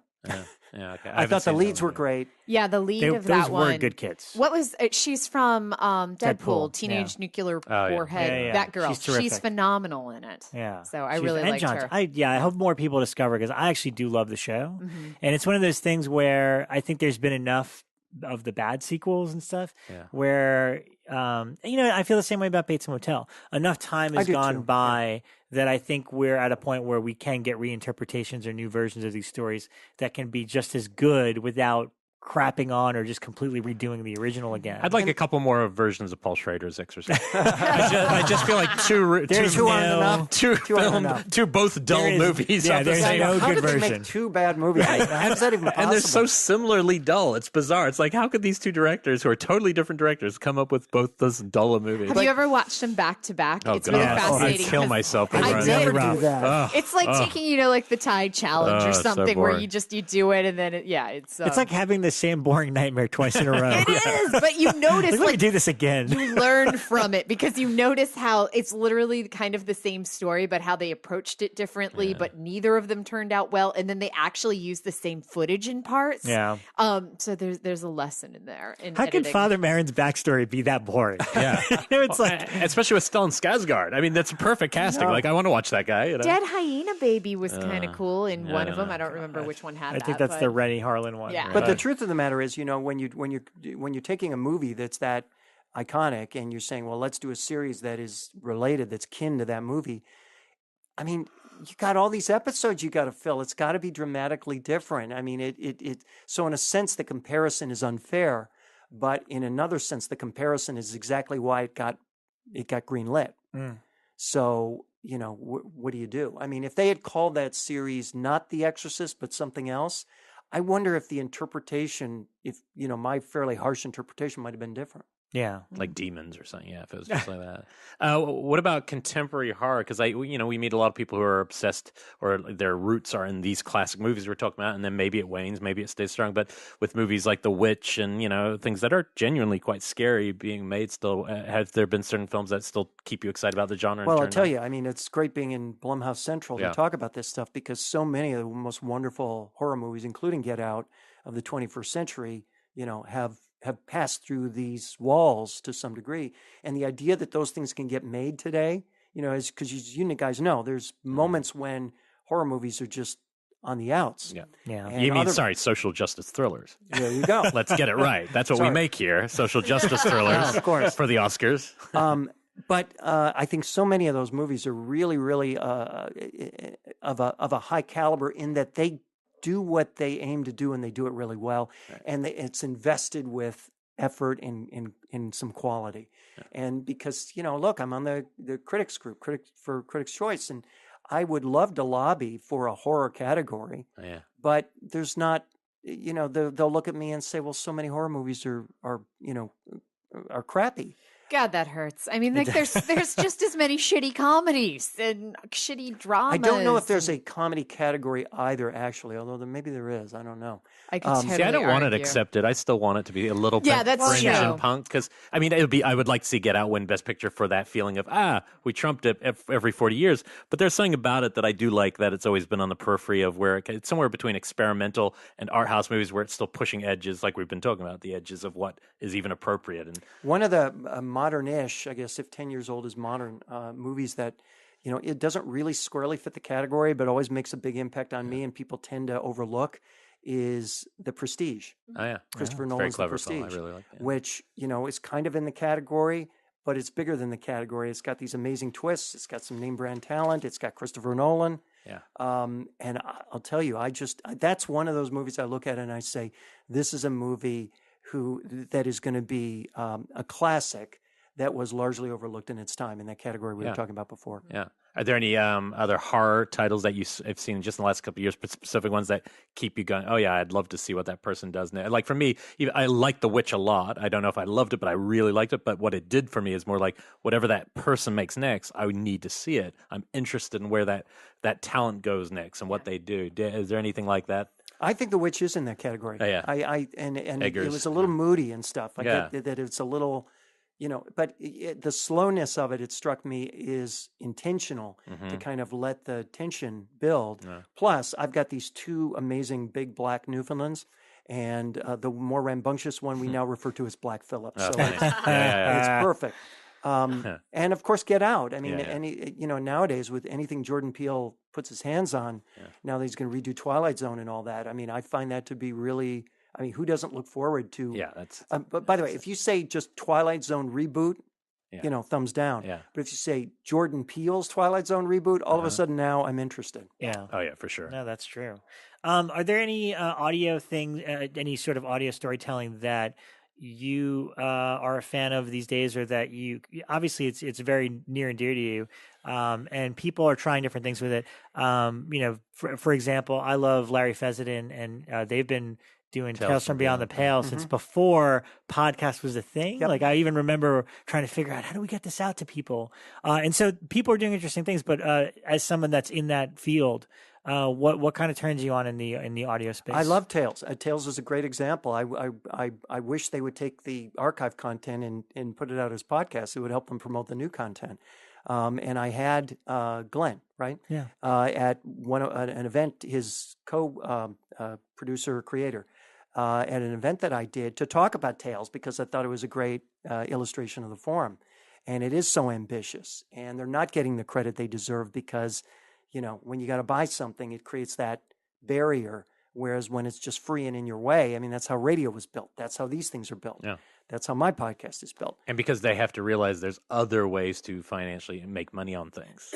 Even when it seems like you're giving it away, there are still ways to make money in the long run. It turns out there are only other ways. Yeah. No, I mean, as soon as you charge, it's over. It's like that. But that's the thing. That's why rights have value. I mean, one of the other podcasts on the platform with me, Dirty John, over at Wondery, just sold one scripted, 2 seasons of a scripted series based on the story to Bravo, and another season that does unscripted, going into the backstory of the killer guy on Oxygen, their sister network. So that's 3 seasons of television springing from one podcast that's 6 episodes long. Wow. I mean, that's the power that this can have. Is that called transmedia? It's this idea of cross-platforming or whatever the hell it's called now. Now it's called just trying to make a buck. Interpolation. Yeah. Fancy media term. But is that what they say at USC? No, it's more of, it is an academic term. I don't think USC uses that, but I think they haven't settled on a term for that. And transmedia went away once the transgender, kind of it confuses that term. I think transmedia got stuck in that hole. We're going to build all these little puzzles and put them in the corners of the internet. And people said, why are you making me go through all that work? Just give me a TV show. Give me a podcast. Give me something. Interpolation for a while was one of the academic terms for when a TV comes from a comic book that then becomes a movie and a video game, and so it's interpolated throughout multiple medias. So what I've found really interesting is that the hunger for this kind of content, this kind of that because we are in peak media, peak television, there's so much hunger for kind of fresh and original content that captures people's attention, that people are just open to ideas from all kinds of places and all kinds of people. And now, thanks to podcasting, you've got this whole ocean of people who are content creators, sorry for the term, who make stuff that's good. Good. And now there are new avenues for them to bring those things to life. Because, ultimately, who knows whether any of these projects are going to be successful, whether people will hear them, whether they'll make money. You can't predict any of that. All you know is I have passion in the idea for the idea. I want to make it, and I want it to be good, and I want to put it out there, and some group out there will enjoy it. Yeah, it's all you can know. Well, speaking of Tales before, I'd listened to your behind-the-scenes bonus episode with you and Jeff, the sound designer on it, and you guys hinted at potentially the desire to do a live one of these. I have to say, as someone that sat in on Tales from Beyond the Pale live, incredible experience. I'll bet it I was. loved it. And I think maybe that's the way they make money: sell tickets to the live event. Oh, it is. And then put that out, which I think the entire last season was, I think, all live episodes. But yeah, there's just something special about sitting in a room with people, closing your eyes while they're doing their thing in front of you. And so I encourage you guys to do live things. Have you thought about that at all? Doing a live version of your show? We really haven't. And I think it's because we're so busy churning forward. We're going forward with the next project. I mean, these things, because they take so long. And if I go and do a side project for somebody else and come back to Wondery for Inside, well, literally you can't do more than 2 of these a year. So, I mean, and people burn through these so quick. Yeah. It's just that like was television. 1 week of my driving was all of it, back to back without stopping. Well, one interesting thing is, they put it out one a week for 6 or 7 weeks. And I think there's a good chance that next time they'll put them out one a day. Oh, wow. Which means you'll burn through it that much quicker. Yeah. But I think that we're in that kind of binging mode now where people just want what they want right away. Yeah. And if they're into it, they want to keep going. Yeah. And if they're not into it, they're going to stop anyway. Yeah. That's really true. It's like a page turner. I think that's what they feel like. I don't want to wait for when I get to the end. Some things aren't bingy, See, now I have one restraint. Even though they're all available, I like to take my time now because I think Twin Peaks did that to me. Oh, yeah. The being forced. But that worked that way, and I feel like Black Mirror works the way you talk about, where it's like 1 week. Watching them back to back, you don't need it. But yours is short, and it's you want to get to the next part. I found it very easy. Black Mirror's anthology. Yeah. So they're disconnected. Yeah, exactly. It's just thematic. So plus, it's heavy, and you can't watch them back to back, or you feel homicidal or suicidal or just sidal. There is some heaviness to that. Yeah, I can't. I can watch one, and then I have to have like a couple weeks breathing room before I can tackle another one. Stranger Things would be a better metaphor, maybe. I could watch those all day long, back to back. And I did. I spread them one a day and enjoyed it. Yeah, but you immensely. had to be disciplined, right? I did. I forced myself one a day. I loved it. See, I can't do that. See, I look at that, and I just as someone who's creating stuff, and I say, wow, look at what they did. They mixed all these elements. They had some fresh stuff to it. No one's going to be able to duplicate what they did in the same way they did it. They're going to have trouble duplicating what they did, although they did it for season 2 quite well. Yeah. And I'll watch anything when Winona Ryder's in. Yeah. See, I now wait to binge things. Like even some of the shows, even some of the non-horror stuff that I watch, like the Magician show on Sci-Fi, or I'm really excited about The Alienist. I'm not starting them yet. I want to wait till I can watch 4 episodes back to back. I want to binge it just because I find that to be much more enjoyable than having to wait the week in between. Yeah. So I want to wait till the shows wind down. Like even with Channel Zero, I love the binging element that I was able to do. And I could do it last season because they literally sent a screener with all the episodes on it. And I watched them all in 2 days. And it was awesome. And I was so excited about it. So I want to wait and do that this round as well. What do you guys think about The Alienist? It looks awesome. I have yet to watch it. I'm looking forward to it. I haven't seen it, but no, we had our guests from a few weeks ago were really talking very highly of it. So I've been really into a lot of the kind of murder mysteries that they've been doing. Like the guys know, I watched the British series Sherlock, and I've been watching Holmes or Elementary, the U.S. version. And there's one that I watch on Netflix, which I can't remember the name of, but it's set in the 1920s. And I can't remember the name, but it's a female detective in the 1920s. It's kind of like Great Gatsby with murder mysteries and a female detective. And so I've really been enjoying some of these murder mysteries. So I'm totally into The Alienist and seeing what they do. Like the period ones I've really liked.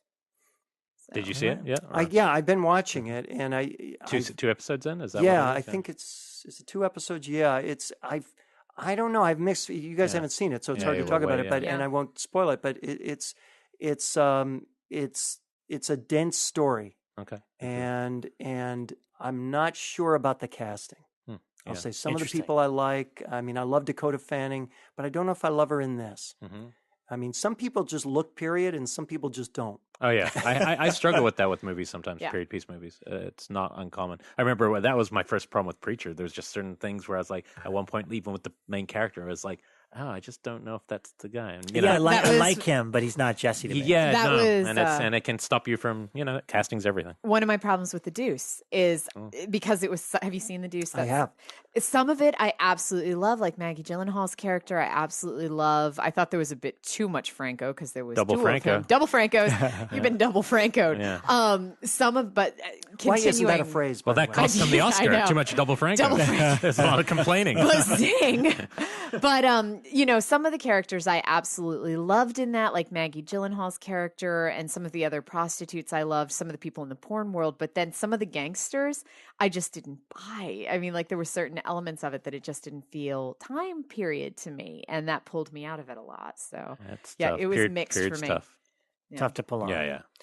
Well, Mark, thank you so much for coming. Thank you can you. Pleasure. Inside Psycho and Inside the Exorcist is you could find it wherever you find podcasts. It's on Wondery. You can find it on iTunes. Tell him we sent you, so he We knows sent you. that there's a reason for him to spend You this can time. marathon them. You can listen one a day, one a week, whatever you want to do. It is available for you. There's even bonus content. There might even be a chat with me and Mark in the Inside There Psycho. might bit. be. I forgot we did a bonus episode. Yes, we did. But it's excellent, and I was really happy you were able to come and Me be too. with us today because we do love the show, and we're looking forward to whatever the next Inside is. something. Inside ... to be revealed soon. We may have said it during the show. Who knows? We may have. We may have. I Let's think just we put should. it out there. Let's start an office pool on what it will be. We'll be the taking only, bets. the only clue is Natasha Henstridge, Ice Cube, I am and Pam Greer. so- Where else That's can you get I am that? Listen, so shocked you're Inside not Ghost of pushing Mars is for coming. possession. No, it's Inside that's too easy. That's Plus, I'm going to make that one. He's going to day. do Inside Possession. I thght you were going species. For a Yeah. moment. Oh, yeah. I you're did right, too. Natasha. He Inside is the Species pretty is That big would be species Alfred fan. Molina. All right. But thank you, Mark, and we'll see you guys next week.